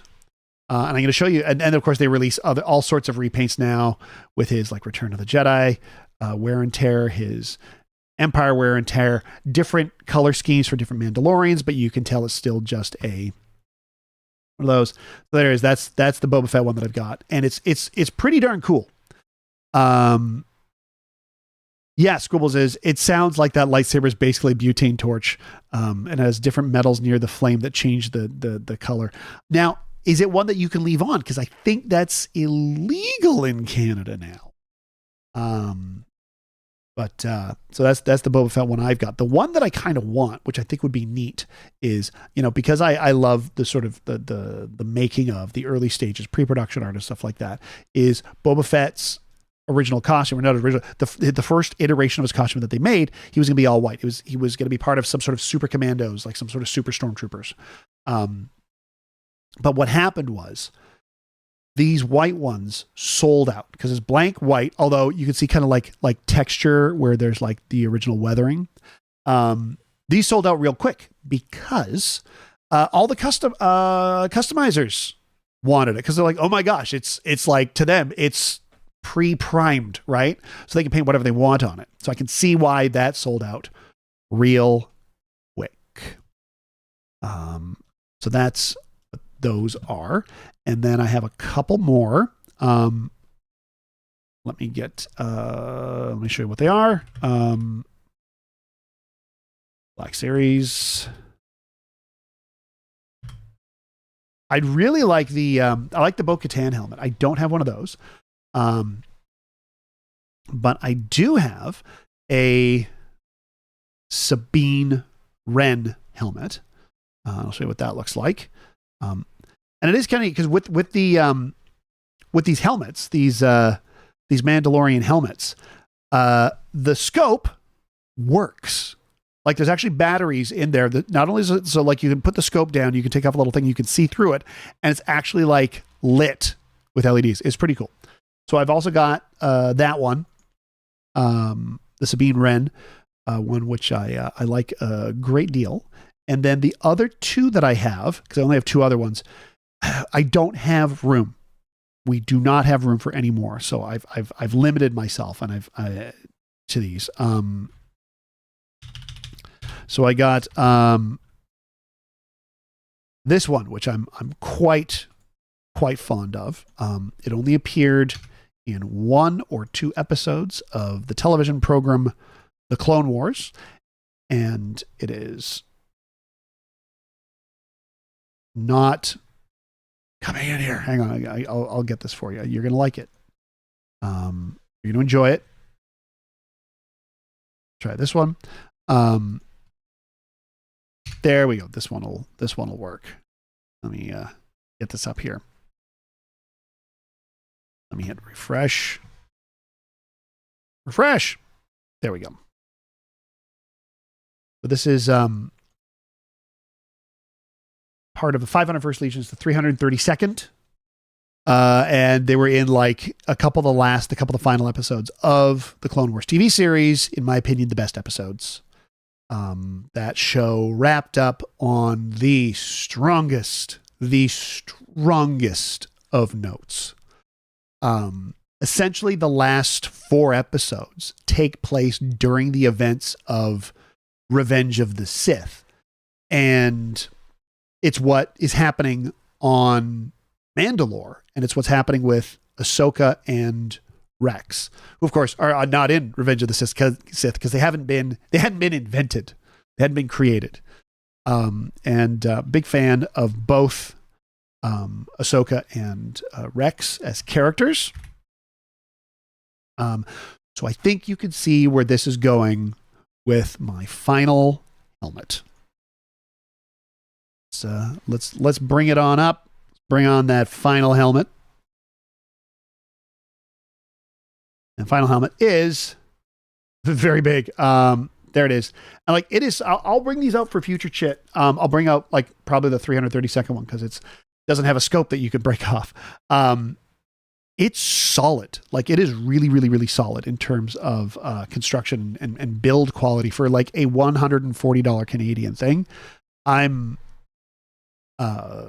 stunned about how good it is. And it looks gorgeous. Absolutely gorgeous. Yeah. So they're they're wearable, but that's not my thing. I don't wear them.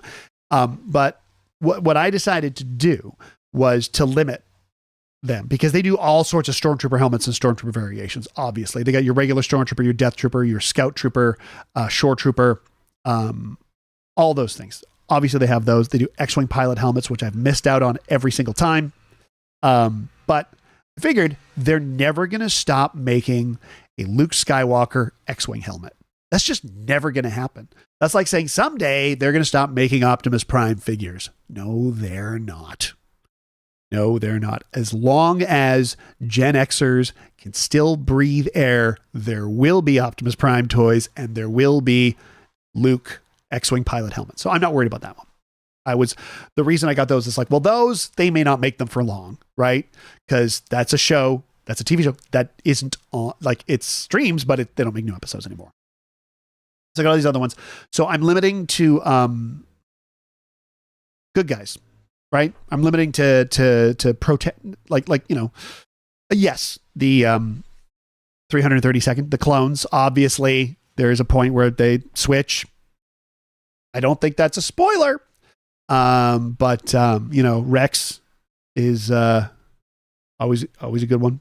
Sabine, and then of course with the other one, Boba Fett is now sort of I'll put in quotes, a heroic character. We're not going to talk about Book of Boba Fett. I don't like talking about things that I have issues with Star Wars. And by issues, I don't mean like emotional issues, just like, oh, that's a choice you made. Okay. But because there's always something cool to talk about, always something positive to talk about. Speaking of cool and positive, I've been going on deep dives into how to make a pitch deck, because that's the thing you need now. You can't just like, I've gone on meetings and stuff like that. They're like, come back with pitch deck, and pitch decks are now used to pitch shows and projects and things. Essentially, it's just another damn thing the writer's got to do. It's like, yeah, I wrote this really, really, really good script. Okay, cool. You wrote this great script. You're happy with the script. You're proud of the script. Yes. Okay. And then at that point, back in the old days, you had to write a log line, right? So that's like a 2-sentence thing that sums up the movie. And then you got to write a synopsis, and you bring those to the pitch.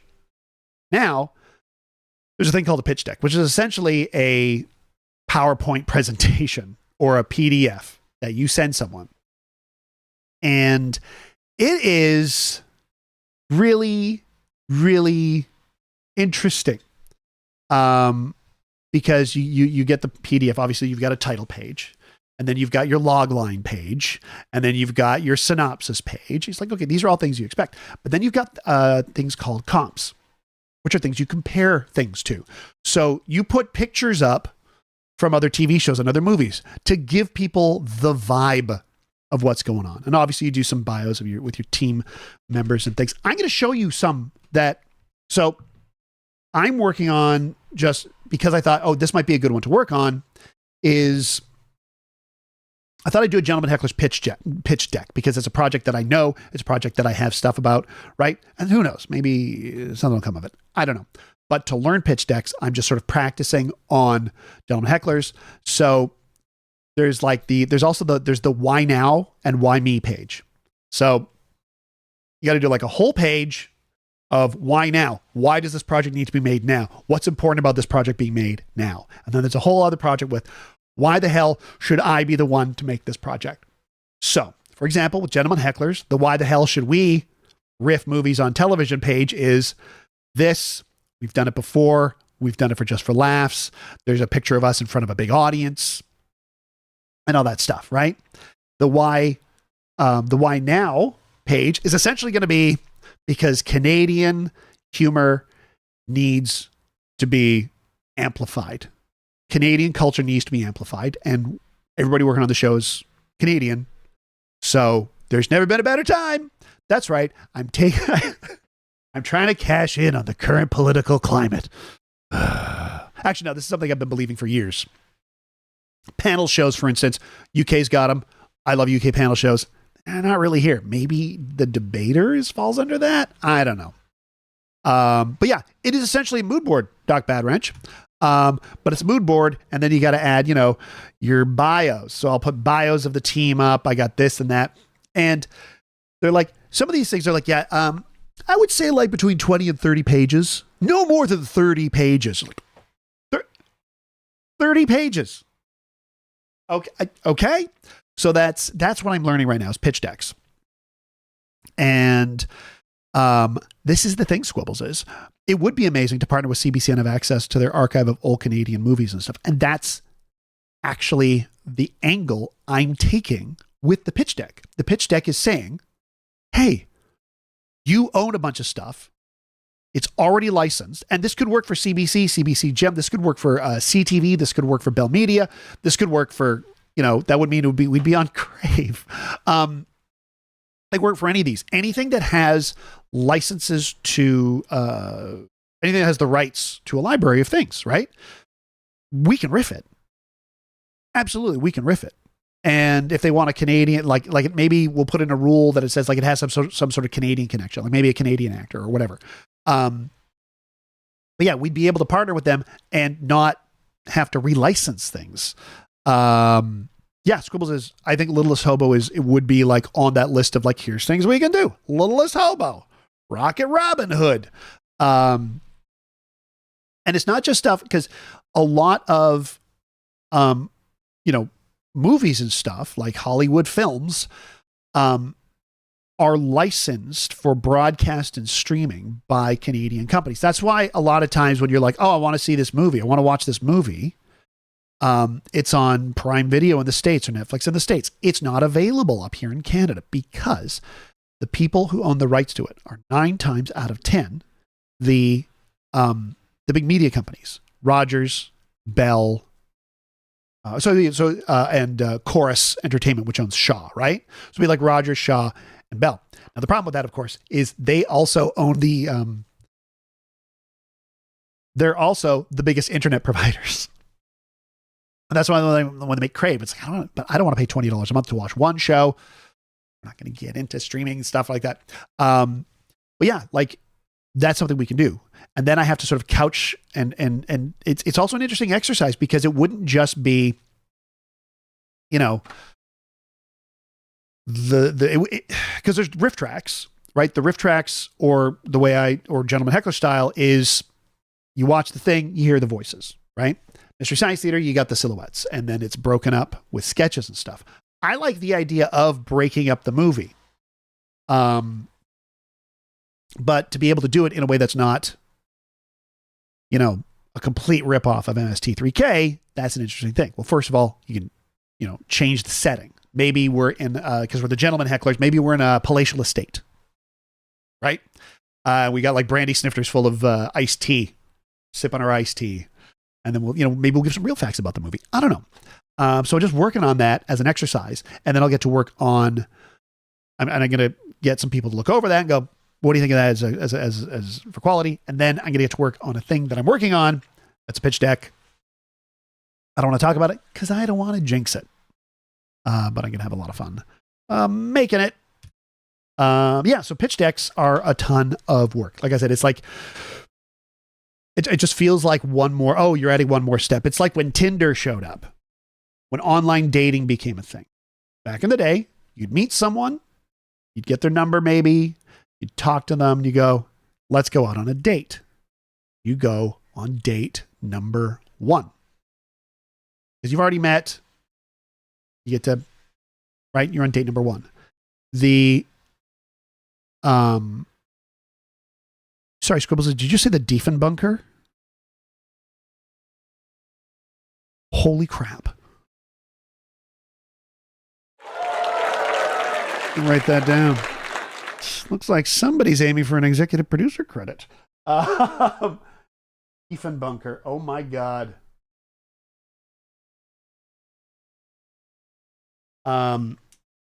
Right. So like with dating, you go on date 1 and go from there. But all of a sudden now you've got your online dating, you got your Tinder. Oh, look, I matched with this person. Let's do some chatting. And then you go on a date and that's where you meet them. So your first Tinder date, I used to refer to as date 0. And it's like an extra step. Oh, we've added an extra step to this. Oh, great. Oh, fantastic. To an already intensely complex and emotionally draining thing. Much like a pitch deck for screenwriters. Yeah. That's how I'm feeling. I was like, okay, it's an extra step, but it's also a good procrastination tool. Oh, I got to get to work on the script, but I probably should work on this pitch deck. So between dishes and pitch decks, I think I got my procrastination down pat. Surviving the post-apocalypse by watching cheesy movies. Squibbles, I like that idea. Did you know that was the original idea for Mystery Science Theater 3000? That was one of the original ideas.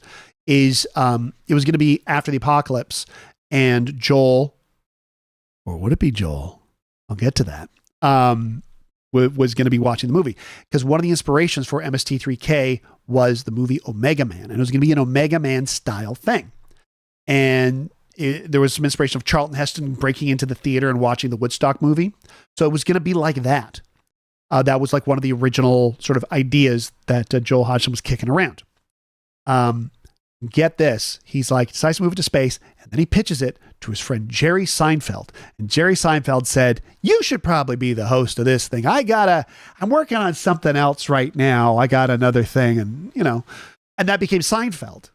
But Jerry Seinfeld was approached to be the host of Mystery Science Theater 3000. And I'm really glad it went the way it did, because then we wouldn't have gotten Seinfeld. Or we wouldn't have gotten Mystery Science Theater. So that was an idea that they had. And one of the other things for that was that's why when Mystery Science Theater came back and Jonah Ray came on, his character's name was Jonah Heston, named after Charlton Heston, of course. And that was an homage to the earlier idea of it being taken from Omega Man. So there you go.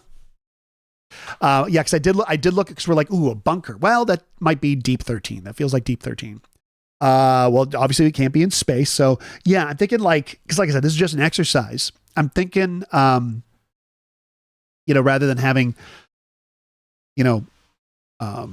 movies thrown at you the way that MST and the film crew did. I really liked the I don't know if you remember the film crew. It was like this pre-riff tracks thing. It was post MST3K pre-riff tracks, and it was Mike Nelson, Kevin Murphy, Bill Corbett, and they were trapped in a basement. And the boss, Bob Honcho, I think was his name. It's probably wrong. Would send them movies that they have to do commentary tracks for DVDs. It was called the Film Crew, and I think there were some legal things with that, and so it didn't happen. and they kind of moved on, and then they got back together. And now Riff Tracks is just, you know, sort of the standard now, right? So yeah, I was thinking like other things we can do to make it unique. But yeah, Film Crew, I think they only did like a few episodes, and then released them on DVD. I think Rhino, was it Rhino or Shout? Speaking of Shout, I've heard from a couple sources that Joel Hodgson actually sold his interest in MST3K to Shout, which can be a good thing because Shout has the rights to a bunch of movies and stuff, which means they might be able to make new content. Hey, maybe I should just pitch them. Maybe I should just do that. I don't know. Have a sip of this. Delicious, amazing water. I do want to talk about the cursed images of the week, which it was brought up before. The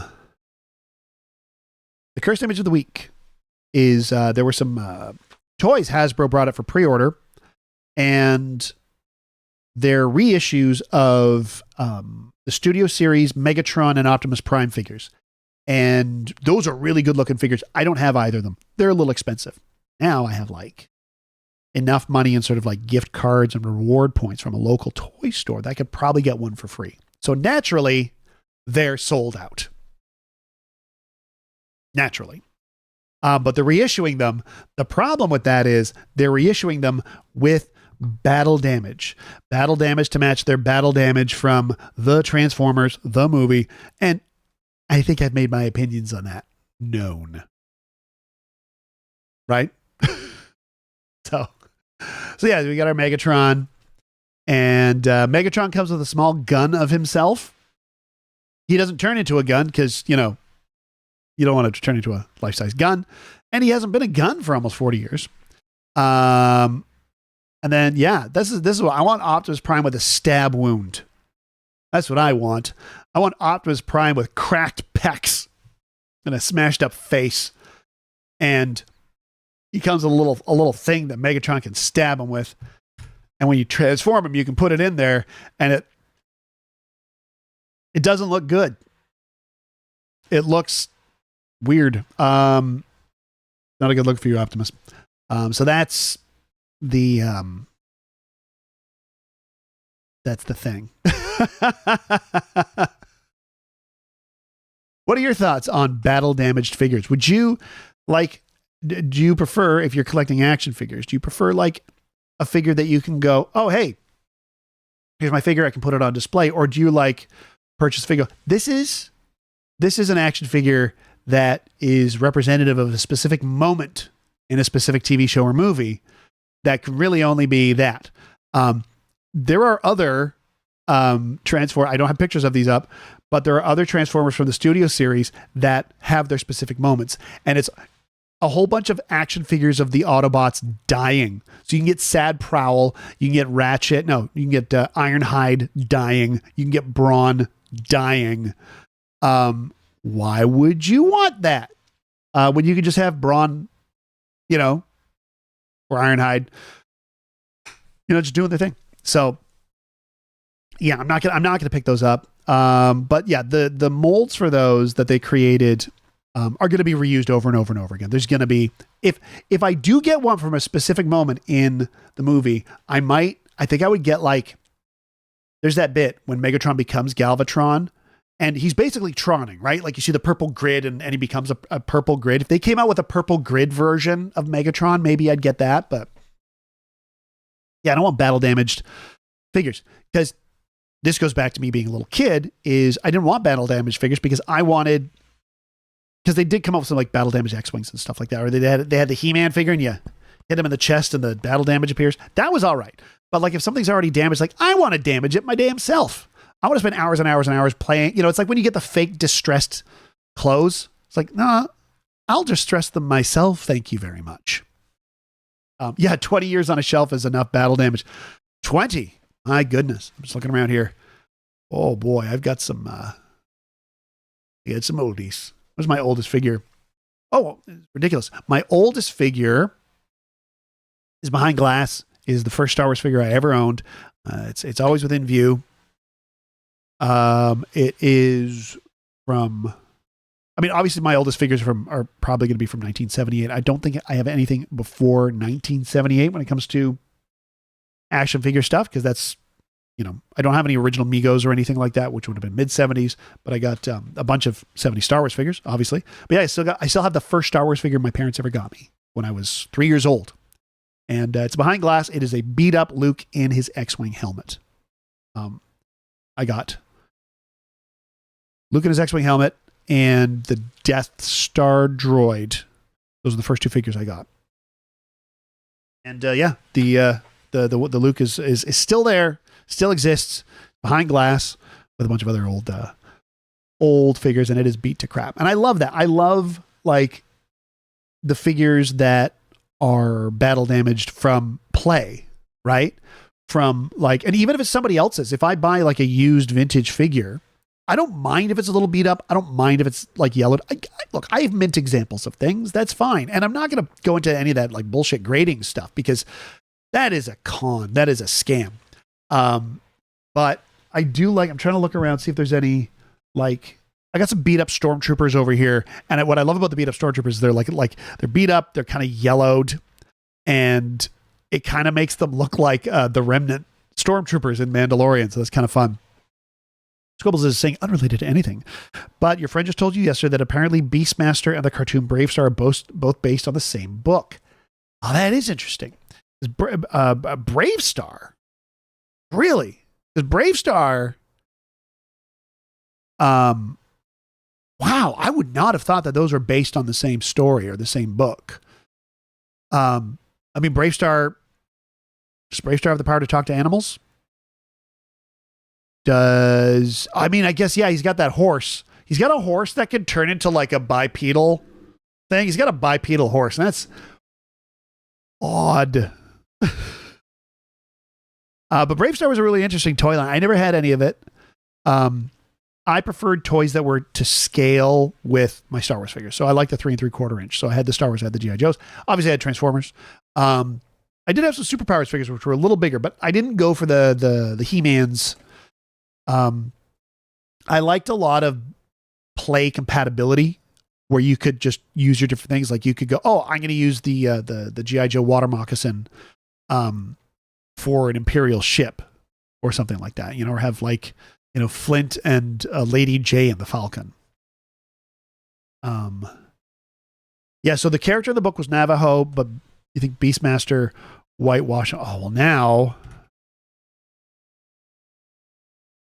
the Beastmaster, let's look this up, a 1982 adventure fantasy film. When you mention this, now it sounds a little familiar. It's based on the 1959 novel, The Beastmaster. It was originally published as, I'm going to mispronounce this.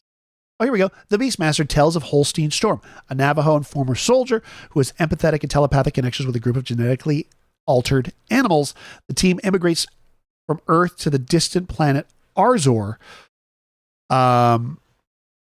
where the team is hired to herd livestock. Storm still harbors wrath at his former enemies, the Zik, and a sworn revenge on a man named Quaid for his father's murder. According to Kirkus, he finds life and hope instead. That absolutely sounds a lot like, because it's not sword and sorcery fantasy. It is a space science fiction movie. That is amazing. I did not know that about Beastmaster. That is really cool. And reading that's like, okay, that sounds like right? Like that I could see Bravestar coming from that. And apparently the Bravestar toys came out a year before the show released, so failed to sell enough that they basically canceled the show immediately. Here's a couple things I remember about Bravestar. I was thinking Blackstar. Blackstar has the Trobbits. But yeah, Bravestar had some neat stuff. I remember when the cartoon came out, that horse. That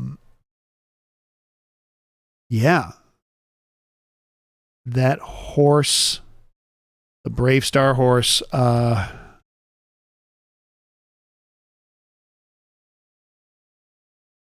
so he's a horse that Bravestar rides.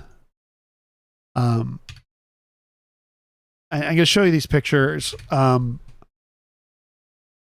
Like he's this is just weird. Just okay.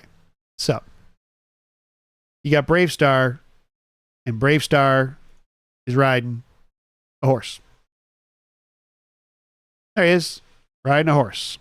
But his horse can also do this. So his horse is like sentient. So he's like, get on my back, Brave Star. Yeah. And I remember I can't remember the name right now. Is Scribbles, yes, thank you. Thank you so much. This is a rabbit hole I want to dive down. I do remember the bad guy's name was like Tex Hex, like a really cool villain name. Sometimes they come up with great toy lines, sometimes come up with really great villain names like Tex Hex and Miles Mayhem was the villain from Mask, like Mobile Armored Strike Command. Yeah, that's interesting because now it says here that the idea for Brave Star began with Tex Hex, his chief adversary. Tex Hex was created by Filmation's staff artist in 1984 during the development of Filmation's Ghostbusters, not the real Ghostbusters, but the Filmation Ghostbusters. Lou Scheimer, head of Filmation, found the character fascinating and pulled Tex Hex from the Ghostbusters cast. He asked Arthur Nadel, Filmation's vice president for creative affairs, and art director John Gruss to help develop a science fiction western around it. As the concepts took shape, staff writer Bob Forward fleshed out the writer's guide. Okay, so Bob Forward is the son of, I thought, oh, that's Robert L. Forward. No, that's actually the son of Robert L. Forward. Bob Forward looks like he wrote a lot of He-Man. Did some G.I. Joe, Adventures of Sonic, the Hedgehog, Double Dragon, Biker Mice from Mars, Exo Squad, Beast Wars, got some Beast Wars, and of course, Pac-Man and the Ghostly Adventures. Also going to check one thing. I don't want you to go and look at this now. I still want us to hang out and chat, but I'm going to check on YouTube. Okay.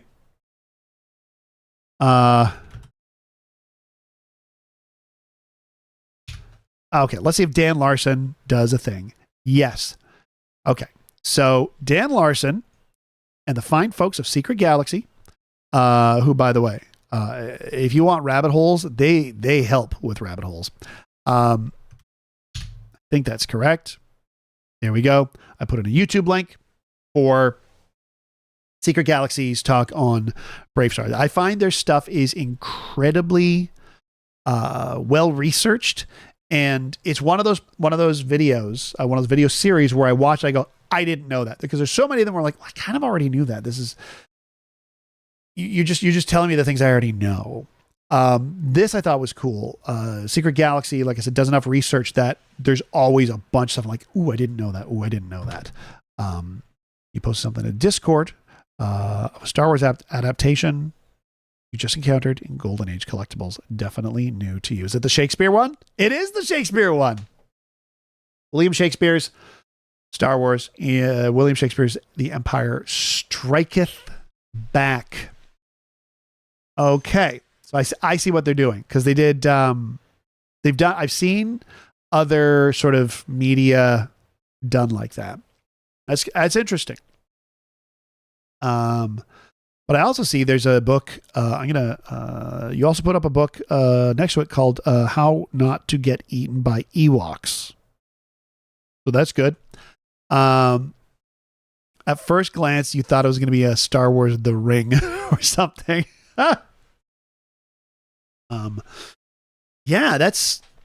Golden. Oh, of course, Doc Badridge, you were at the Golden Age in Seattle, right? Because there's a Golden Age in Vancouver as well. I always thought it was fun getting, in fact, the Dawn Post 1990 Darth Vader helmet I still have. I got a Golden Age in Seattle, the one at Pike Place. Is it still Pike Place? Yeah. There used to be this place when I used to drive back. I used to go to the States quite a bit. Obviously not so much now. But when I used to live near the border, I used to go to this place called Archie McPhee's. I used to buy these grab bags from Archie McPhee's and give all the stuff out there as pub quiz prizes. And they're always such weird things. I might have a couple Archie McPhee things kicking around here and there. I think I have some like tropical themed coasters, drinks coasters, and other stuff. And Doc Badwrench, you're at the market right now. Do they still have that magic shop? Because there was an interesting store that sold magic tricks. So you go in, you buy trick decks, you buy actual like professional level magic stuff there, which I thought was kind of cool. Scribbles, you're surprised that Star Wars Shakespeare is not. You're surprised it's not from the same guy that rewrote The Big Lebowski as a Shakespeare play. Is it called As You Like It, Dude? Much ado about nothing. There. Much ado about nothing. Please tell me it's much ado about nothing. Yeah, I remember. I do have a trick deck somewhere. I got to find it again, and I got to remember how to do the tricks from the trick deck because it is an interesting one. It's one of those ones where they've like, I guess, done something to the back of. Backs of some cards so that the cards can stick together. So it's like you're holding a full deck and you can sort of unfurl them and go, aha, here's, your regular deck. And then you can do it again. And all of a sudden it's blank. And there's some really interesting tricks you can do with it. Two Gentlemen of Lebowski. Okay. Where does it take place? Oh, Los Angeles. Of course. What am I thinking? Yeah. Also, was it Stay Out of Malibu? It's been a while since I've seen that movie. I find it interesting that is, I would say that that's like the Coen brothers' most famous film, right? That's the one that is the most quoted, is right. Not a lot of people do Blood Simple Halloween costumes, but it's not my favorite Coen brothers film. I would say my favorite Coen brothers film is, if I had to choose one, I would choose Miller's Crossing. That's the one I'd choose. Yeah, Miller's Crossing. I know Fargo is obviously amazing. I mean, they're all at least very good. Schoolable says, you're saying it's funny now, having been to Archie McPhee's, anytime you're in a store and see a zany little toy on weird candy, you can invariably flip it over and see it comes from Archie McPhee. It's like, oh wow, yeah, this candy, this candy pickle candy in the shape of the package is a little tin shaped like a pickle. Yeah. Oh yeah. Oh, see, that's another one. Oh Brother, Where Art Thou? That one had just slipped my mind. Also a great film. But maybe it had to do with like the age that I saw it, because I saw all those movies as they were coming out. I mean, I did catch Miller's Crossing on video because I was 14. First one I saw in the theater was I'm gonna say Fargo. Right? But yeah, they had like a wild run of films. Let me take a look at something here. Gonna quickly. I can look up Coen's. There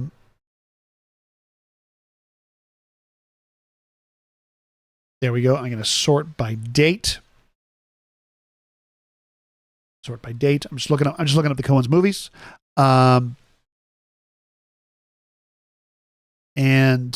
like the fact that like Raising Arizona, what was their quick yeah, because like Barton Fink, like if I'm looking here, if you look at this list, you've got Blood Simple, and Crime Wave didn't work out so well. But it's like Raising Arizona, absolute classic. Miller's Crossing, classic. Barton Fink, classic. Hudsucker Proxy, it's got its moments. Fargo, classic. Big Lebowski, classic. Oh Brother, Where Art Thou? Classic. Like that huge run there. The Man Who Wasn't There, I only saw the one time. I thought it was pretty good. I want to check it out again. But that was followed by Intolerable Cruelty, which was a bizarre film because it was almost marketed like a George Clooney, Catherine Zeta-Jones rom-com.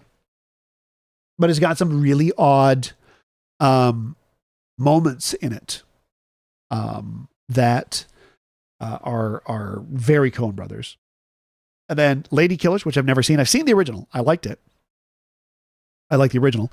No Country for Old Men, obviously, amazing film. Then we got Burn After Reading, which I liked. I know some people didn't. I thought it was really good. Got A Serious Man. I haven't seen it. And then, of course, True Grit. I went ahead and did a remake of True Grit, which I thought was interesting. And then Inside Llewyn Davis, which I haven't seen, and then what's it called? Hail Caesar. Love Hail Caesar. And then Ballad of Buster Scruggs. That's the only one I didn't like. But yeah, Hudsucker Proxy. I see what they were doing with it. I see where they were going with it. I think it was like their only big studio film up to that point, because there was some money thrown at that one. But yeah, Raising Arizona, I would recommend watching again, just because it's such a good time. It's such a fun movie. Yeah, I have another sip of this water. That's right, I said water. There we go. But yeah, Hudsucker Proxy's got some really good stuff. I thought Jennifer Jason Leigh really. What? Whoa. Hey, what just happened there? Is everything okay? Am I still streaming? So, Dave Von Ronk. What Coen Brothers movie are we talking about there? Yeah, I cut out a little. Okay. Because I got a thing. It said, OBS has disconnected. OBS has reconnected. So that was odd. I wasn't sure what happened there. It just did that. Oh, Llewyn Davis. Okay, because memorable soundtrack, the first one I thought of was, of course, Oh Brother, Where Art Thou? So Dave Van Ronk was the inspiration for Llewyn Davis. Interesting. Yeah, I should see that movie. I've heard really good things. But it's nice because, I have more Coen Brothers movies to watch, and that's a good thing. That just means there's more chances of having a new favorite Coen Brothers movie. And if I don't have a new favorite Coen Brothers movie, I've still watched a Coen Brothers movie. That's still pretty good. That's like, actually, no, that was a bad comparison. I was going to do some Wes Anderson comparisons, but for me, Wes Anderson, when I'm in the right mood, Wes Anderson movies are amazing. When I'm not in the right mood, Wes Anderson movies I can't watch. But knowing that, I can calibrate when I know I'll be able to enjoy a Wes Anderson film. Because I don't think I was in the right headspace for Life Aquatic. And therefore, I didn't enjoy it when I watched it. I should watch it again when I'm in a mood for Wes Anderson. But something like Grand Budapest Hotel, I waited. I went, I want to check this out now. I think I'm in a good headspace for Wes Anderson. And I watch. I'm like, this is the best. Yeah, no. You are selling me on Llewyn Davis. Had I time today, I would absolutely do it. But we have very important things to do today. That I'll talk about at the next chit. But basically my, once I've done this, I have until 3:00 to get everything I need done for the next few days. Cause I'll be out of communication, working on something for a couple days. But speaking of Howard Hawks, I've been watching some Howard Hawks movies on Criterion. I watched Rio Bravo, which is a Howard Hawks film. It is a movie starring John Wayne and Dean Martin and Ricky Nelson, like the teen idol Ricky Nelson. And it's a Western. Obviously, it stars John Wayne. 1950s, shot in Technicolor. And it's interesting. I liked it. Let me just see here. Squibbles, you're saying Serious Man is a bit of a downer overall. Melancholic. You'd want to be in the right mood for it. Okay, yeah. I thank you for warning me about A Serious Man, because sometimes there's movies. I don't mind a movie that's a downer. I don't mind a movie that's got that melancholy to it. I watched one called My Darling Clementine, starring Henry Fonda. There's a very melancholy Western, actually about a highly fictionalized account of Wyatt Earp and Doc Holliday. They throw in some weird love triangle, and but it was a very melancholy film. I love a melancholy movie. Adore it. I love that, especially a Western. Because a lot of Westerns that I find I enjoy are ones about the end of that world. There's a movie that I won't spoil, but like the main character is run over by an early car. Wow. Yeah, Squibbles is. This was Wayne's response to High Noon. And you could really see it in the movie. So John Wayne, famously, we'll say conservative to a dickish degree.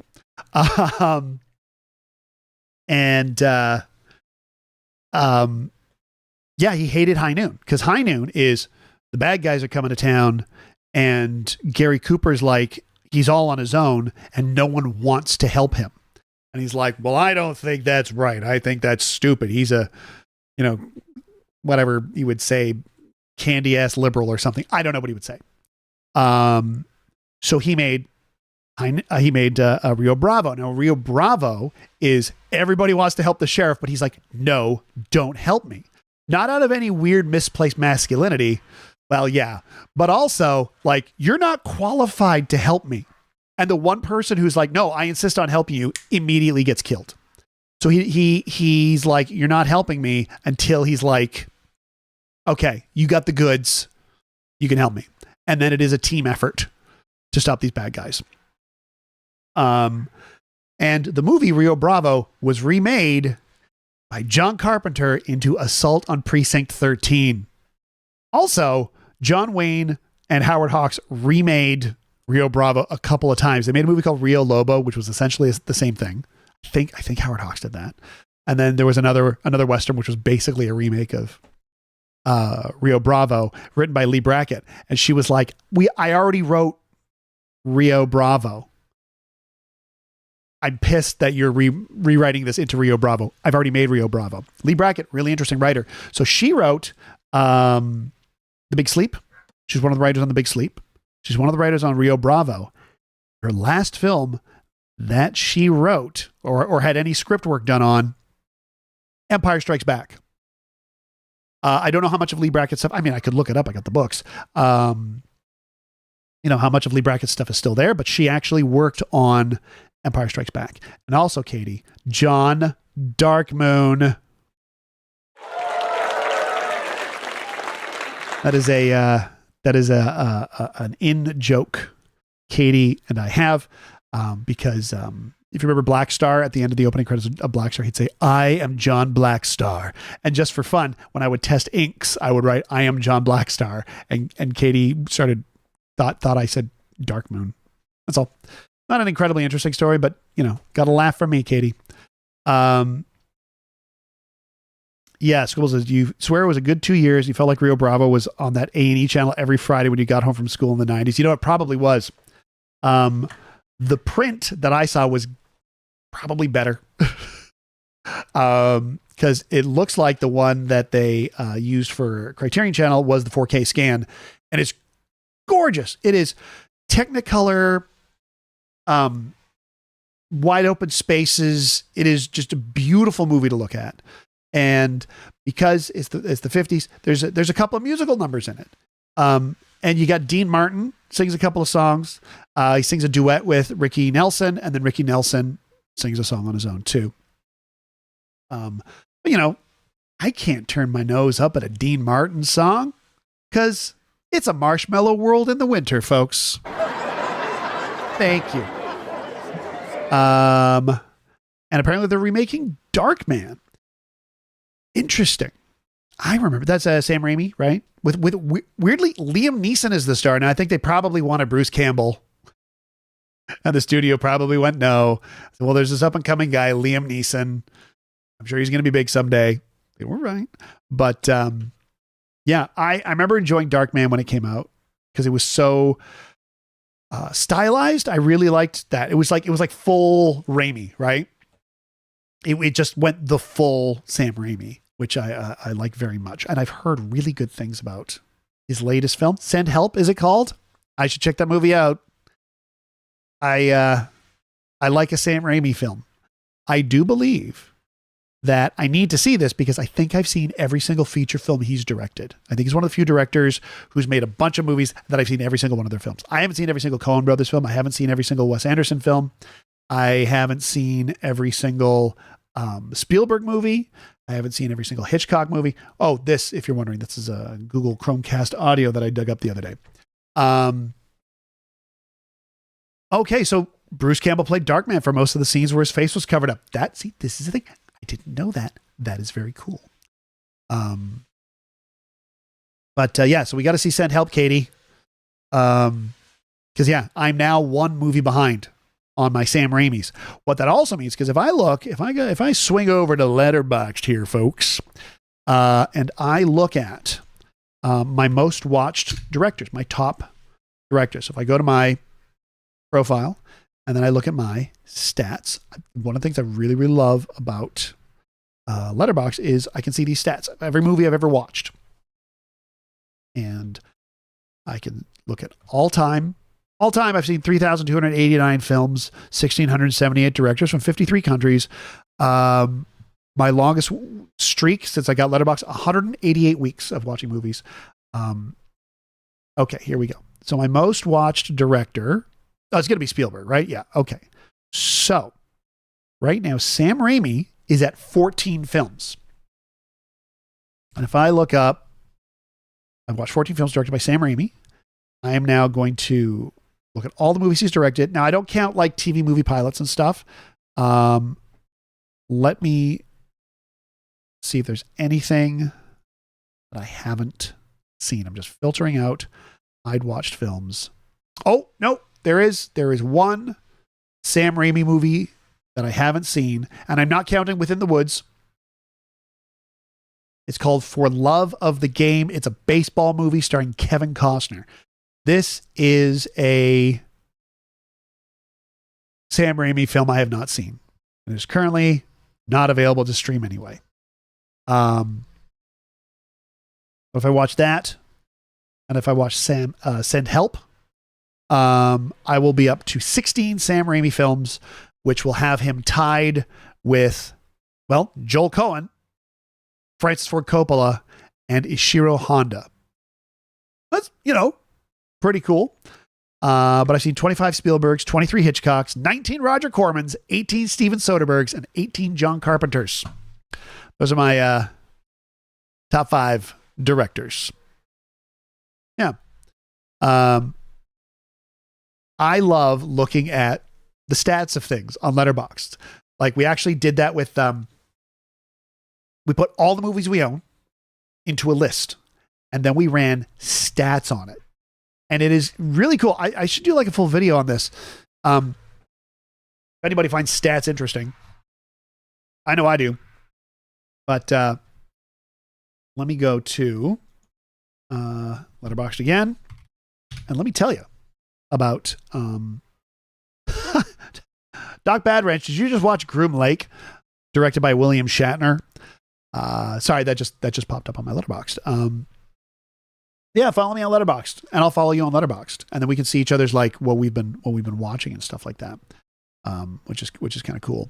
If I look at my lists, if I go to our film library, and if I click on stats, I can now look at stats and see like who's the director I own the most movies of, who are the actors I own the most movies of, and let's look at this. Okay. The actor I own the most movies of is, I want you to put a guess who the actor is who I own the most movies of in the chit. Now, I'll give you a hint. This person is not a lead actor in any of the films he's appeared in that I own. I think it's fair to say that. And I'm guessing you have seen at least a couple of movies that are on this list. And it is 17 films. Katie and I own 17 films by this actor. Can you guess who it is? I think I've given you enough time to maybe put something in the chat. It is not Alan Tudyk. Animator Valerie.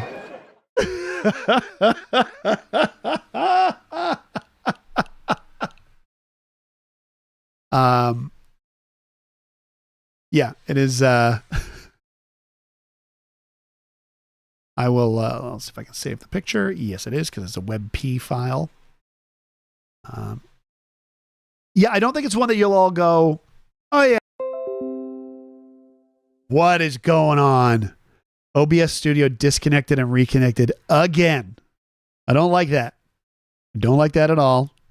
Okay, I will give you the. All right, I don't see any names in there. Once again, I hope I'm still streaming. Desmond Llewellyn. I own 17 films with Desmond Llewellyn, who, because I bought a box set. I bought a box set of James Bond movies, and instantly Desmond Llewellyn became my most watched or my most owned actor. Congratulations, Katie. You own 17 Desmond Llewellyn films. That is Q from the Bond films. And every single movie of his that I own is a Bond film. Because he was in that many Bond films. Right? I'm just going to double check. Yep. All Bond movies. Yeah. So if you like spend a year, if you're watching Letterboxd and you're like, you know what, I'm going to watch all the movies from whatever franchise this year, it is going to skew your stats. So you're like, I'm going to watch all the Lord of the Rings movies. Throw that in there. And then if any of the people who had like 3 lines in the Lord of the Rings movies or like 1 or 2 other movies, you're suddenly going to find that guy who played, you know, one of the Uruk-hai is your most watched actor of the year. And it's hard to go, okay, who's my top actor? And by the way, number 2, the second most popular, most watched, most owned actor on my list, Moneypenny, Lois Maxwell. Yeah.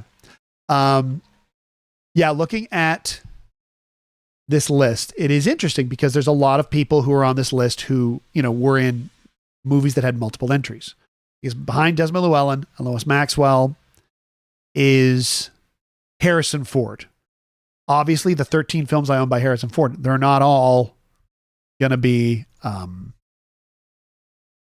Star Wars, because we got our Star Warses, we got our Indiana Joneses, but we've also got Witness, The Conversation, Blade Runner, The Fugitive, and Apocalypse Now, right?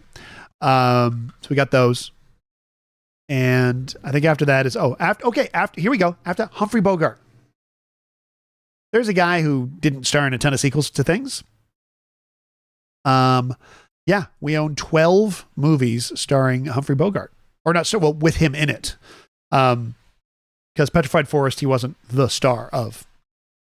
That was absolutely a Leslie Howard, Betty Davis vehicle where Humphrey Bogart was the villain. There you go. Doc Badwrench, you like how you watch so much junky stuff. So Michael Berryman is in 50% of the 80s and 90s horror movies. Yeah, so Michael Berryman, he's the Hills Have Eyes guy, right? He's the guy that was on the video cover of Hills Have Eyes. And he was in like Weird Science, I want to say. Oh God, what did I see him? Okay, so just for fun, I saw that the movie The Barbarians, starring the Barbarian twins, these 2 like bodybuilder dudes, was on one of the streamers, and I put it on, and we just watched the opening credits, and it said, and Michael Berryman as like, is it the King of Dirt or the Dirt King or something like that? I was like, oh God. I guess I can look it up.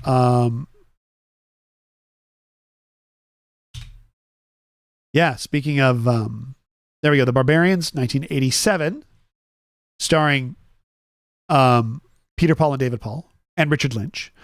Where's Michael Berryman?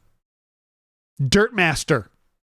Michael Berryman as Dirtmaster, which sounds like something that you would see an infomercial for in 1998. You know who would buy it? Not me. But this guy.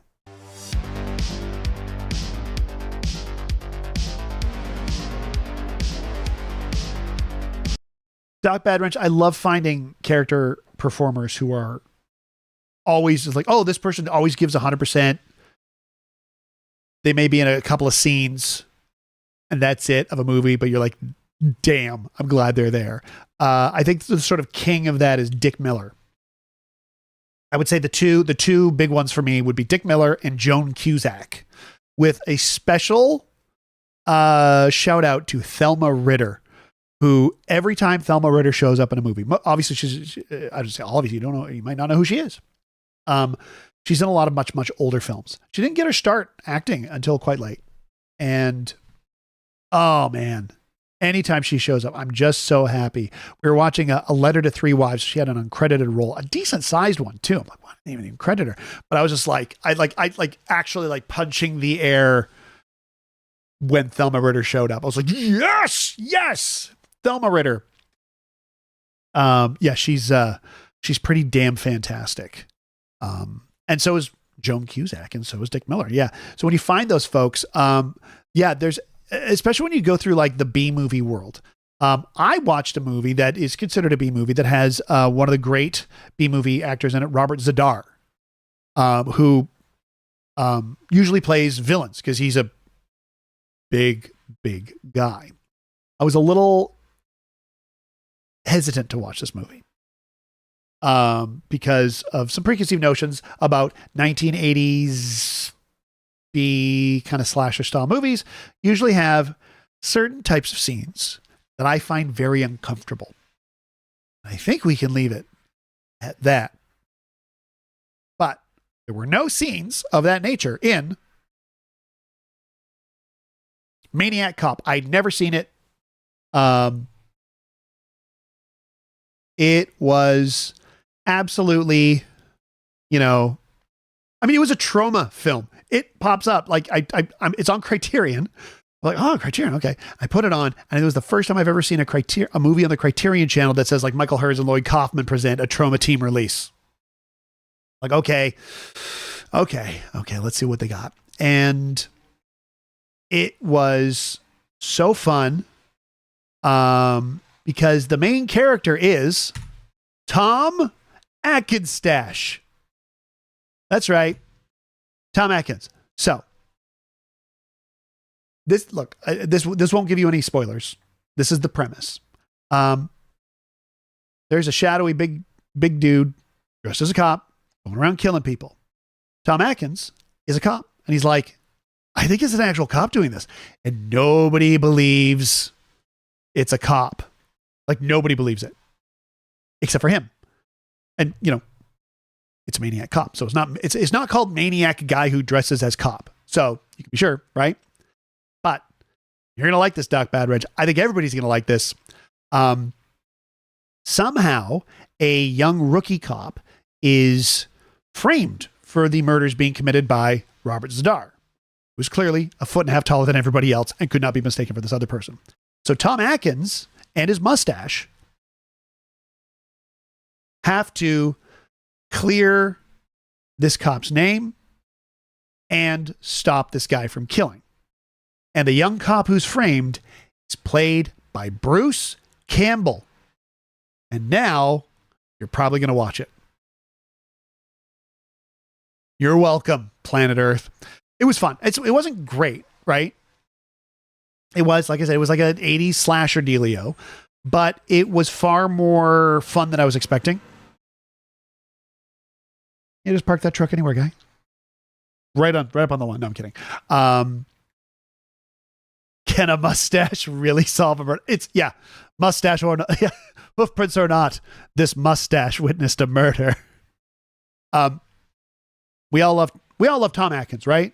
Like, we all have a favorite Tom Atkins movie. He's another person, when he shows up in a movie, I'm like, yes, this guy, yes. Halloween 3 is a big one for a lot of people. I think Maniac Cop has had, a nice cult. My favorite one is Night of the Creeps. You remember, it was in that video I did. Obviously, Squibbles is, you know the video, my top 5 night of the movies, where when the zombies of all the college students of all the frat boys are there's zombies, basically zombies on a college campus. Zombies of the frat boys are coming to the sorority house, and Tom Atkins looks out the window and turns to all the sorority sisters. "The good news, your dates are here. Bad news, they're dead." And then he just, then he's Tom Atkins. And he Tom Atkins is them. His catchphrase in that movie is "thrill me." So much fun. But yeah, Maniac Cop, directed by William Lustig. There's a second one, Maniac Cop 2, same director, different vibe, totally different vibe of a movie. It's not a slasher movie. It's a car chase film. There are so many car chases in that second one. And the car chases are really, really, really well done. There's one where a character is handcuffed to, like, they're like pushed up against a car, handcuffed through the open window into a steering wheel. The car's put in neutral and pushed down a hill into oncoming traffic. So the character has to sort of jump on the side of the car and try to steer the car to not hit oncoming traffic. It's so cool. I'm like, wow, judging from the budget, they probably really endangered a lot of people. And it was it's a ton of that one was also kind of fun. I didn't enjoy it as much as the first one, but yeah, the first Maniac Cop, I was pleasantly surprised. Doc Mars, Tales to Amaze. Welcome. Glad to see you. Thanks once again for the kind words. Doc Mars, Tales to Amaze. I'll put up a little short mentioning my troubles with Twitch. And yeah, we think it's an algorithmic thing. Although Ian Boothby has a theory that it is an algorithmic thing. But my name is Eric Fell, right?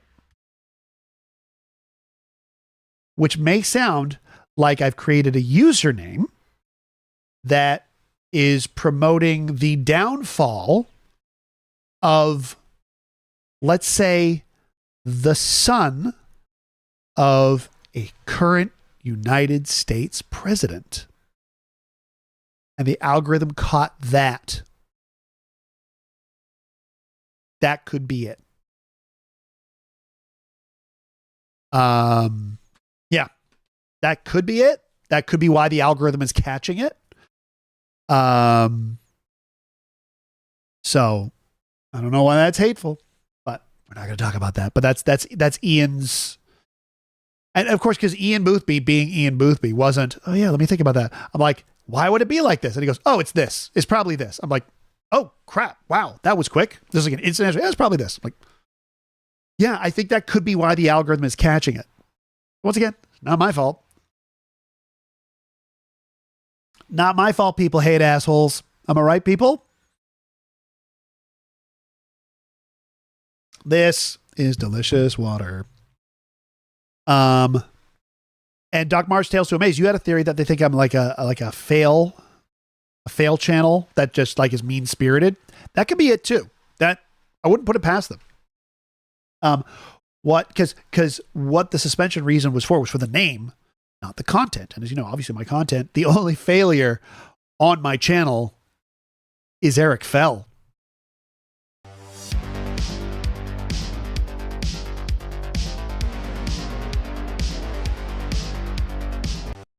Yeah, like a video channel of like people getting hurt and stuff like that. I could see why something Fell. My theory was that Fell was the new Unalive.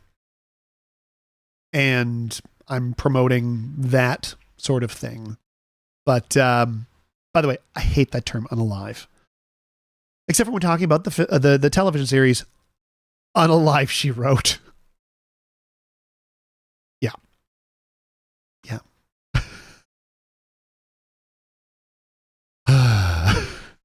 Folks, it is 27 minutes past the hour. The hour being 11, where I'm at. I feel like it's time I should start making those eggs. I am getting a little hungry. Had the oatmeal at 7:30 7:30. No, 8. No, I woke up at 7:30. Woke up at 8. Had the oatmeal at 8:30. This could be why I'm getting a little hungry. But yeah, I would never show videos of people getting hurt unless it was like me and it was funny. So I think it's funny. Like if I trip over something, that happens. And then of course I would be like, oh, Eric fell. Maybe I won't do that. Yeah. Oh, that song is the song that I used in the other Eric thing. That's one of those White Bat Audio classics. Yeah, Unalive, She Wrote. Yeah, that's the thing. The typing. I've been watching some of that Jessica Fletcher stuff. Katie and I having a good time with that. I'm like, what is there? 200 episodes of these? That's a podcast. Katie, should we just like watch these in order and talk about it? So who knows? Maybe the Patreon will just be filled with like me and Katie talking about stuff. I tell you something. You have not heard Katie talk about stuff. Hearing Katie talk about stuff is a gift and is amazing. One of the like my heart grew 10 sizes moments of my life. We were at like a big get together, like a party, actually at Ian Boothby's house, and I couldn't find Katie. Oh, where's Katie? I wanted to tell her something funny. Somebody did something funny, and I walk into the kitchen, and there's Katie just describing the film Magnificent Obsession, the Douglas Sirk film starring Rock Hudson, to all these like amazing, super interesting people. And they are all sitting there all like this. And they're laughing their asses off. And she's just weaving this, describing not just the movie, but her feelings while watching the movie. And it was the most amazing thing. And I'm just, oh boy, did I marry the right person. Oh my God. Just so interesting. And yeah, maybe, I don't know. Maybe we should just do Patreon. Just us talking about stuff. Just record us walking down the street and talking about stuff. Who knows? Will that be interesting? If it is interesting, that'll be the Katie side of things. Yeah, the show about the thing is, Doc Marsh Tales to Maze. There are some people who do believe that Jessica Fletcher is the culprit to all these. I take an opposite view. I don't think she's the culprit, but I do think that she is her constant companion is death. It is like she's been cursed so that like people just keep dropping around her. So that's her thing. Is like you see her, someone's going to go. And it's not her. Because if we knew it was her, we could just stop her. Right? So this is as opposed to Columbo, who I believe is a trickster god who comes out of the shadows after the perfect death, I'll say it, murder. And basically uses his trickster god powers to annoy people into slipping up. Yeah, it's like she's a ghost rider. She's like, I bring the shadow with me. Yeah, so people just sort of have a tendency to drop off around her. Yeah, that's my thoughts on Jessica Fletcher. She's not committing the act, but those around her suffer the consequences of some curse that she has had placed upon her by something or someone, somewhere or sometime. They should do a prequel. Yeah. Maybe she is the final destination. Think about that. I think I cracked the case, boss. Doc Marsh tells me if what Columbus really panned from Midsummer Night, I assume Dream. Not because there's also the Woody Allen film, A Midsummer Night Sex Comedy. I don't think you're talking about that thing. I wasn't a fan of Woody Allen even before all that stuff. Anyway, I'm not going to talk about that. But, folks, I think it's time I grab a bite to eat. I get a little more work done on this pitch deck, and I kind of want to get a bunch of cleaning done. So, because Katie and I got a lot of stuff to do starting at about 3:00. I want to make sure that the place is clean and there's yeah. So that's I think what I'm going to do now. But in the meantime, folks, if you're in the Vancouver area, or if you're planning on being in the Vancouver area on February 17th, 2026, come to the Rio Theater. You will be able to see the Critical Hit Show's special presentation at Just for Laughs Vancouver. It's our 14th anniversary. It is going to be a heck of a good show. Like I said before, we're on our own for marketing this time. I will put some stuff in the Discord. I'm really going to start pushing it like mad in the coming days. Yeah, tell your friends, spread the word. If you know anyone in the Vancouver area who might be possibly interested, please let them know, because I think we're a very good show. I mean, we've been doing it. People keep coming after 14 years, including 2 years of us not being able to do it live for obvious reasons, but doing it online. We still have people coming. People can watch the show. And then when we went back live, boom, the audiences were back. So, yeah, feel free to spread that word. Ticket link is in the chat. Ticket link is also, of course, in the Discord. If you're not part of the Discord, please join the Discord. We're fun. We're cool. I like us. We've still got that podcast, Refresh My Memory. It's me, Vicky Van, Jason Dedrick. We're still on The Fugitive. We recorded 2 more episodes. Those episodes should be coming up pretty soon. One is the movie Holes, directed by Andrew Davis. The other is a movie called Jack's Back, starring James Spader. Those are coming up soon.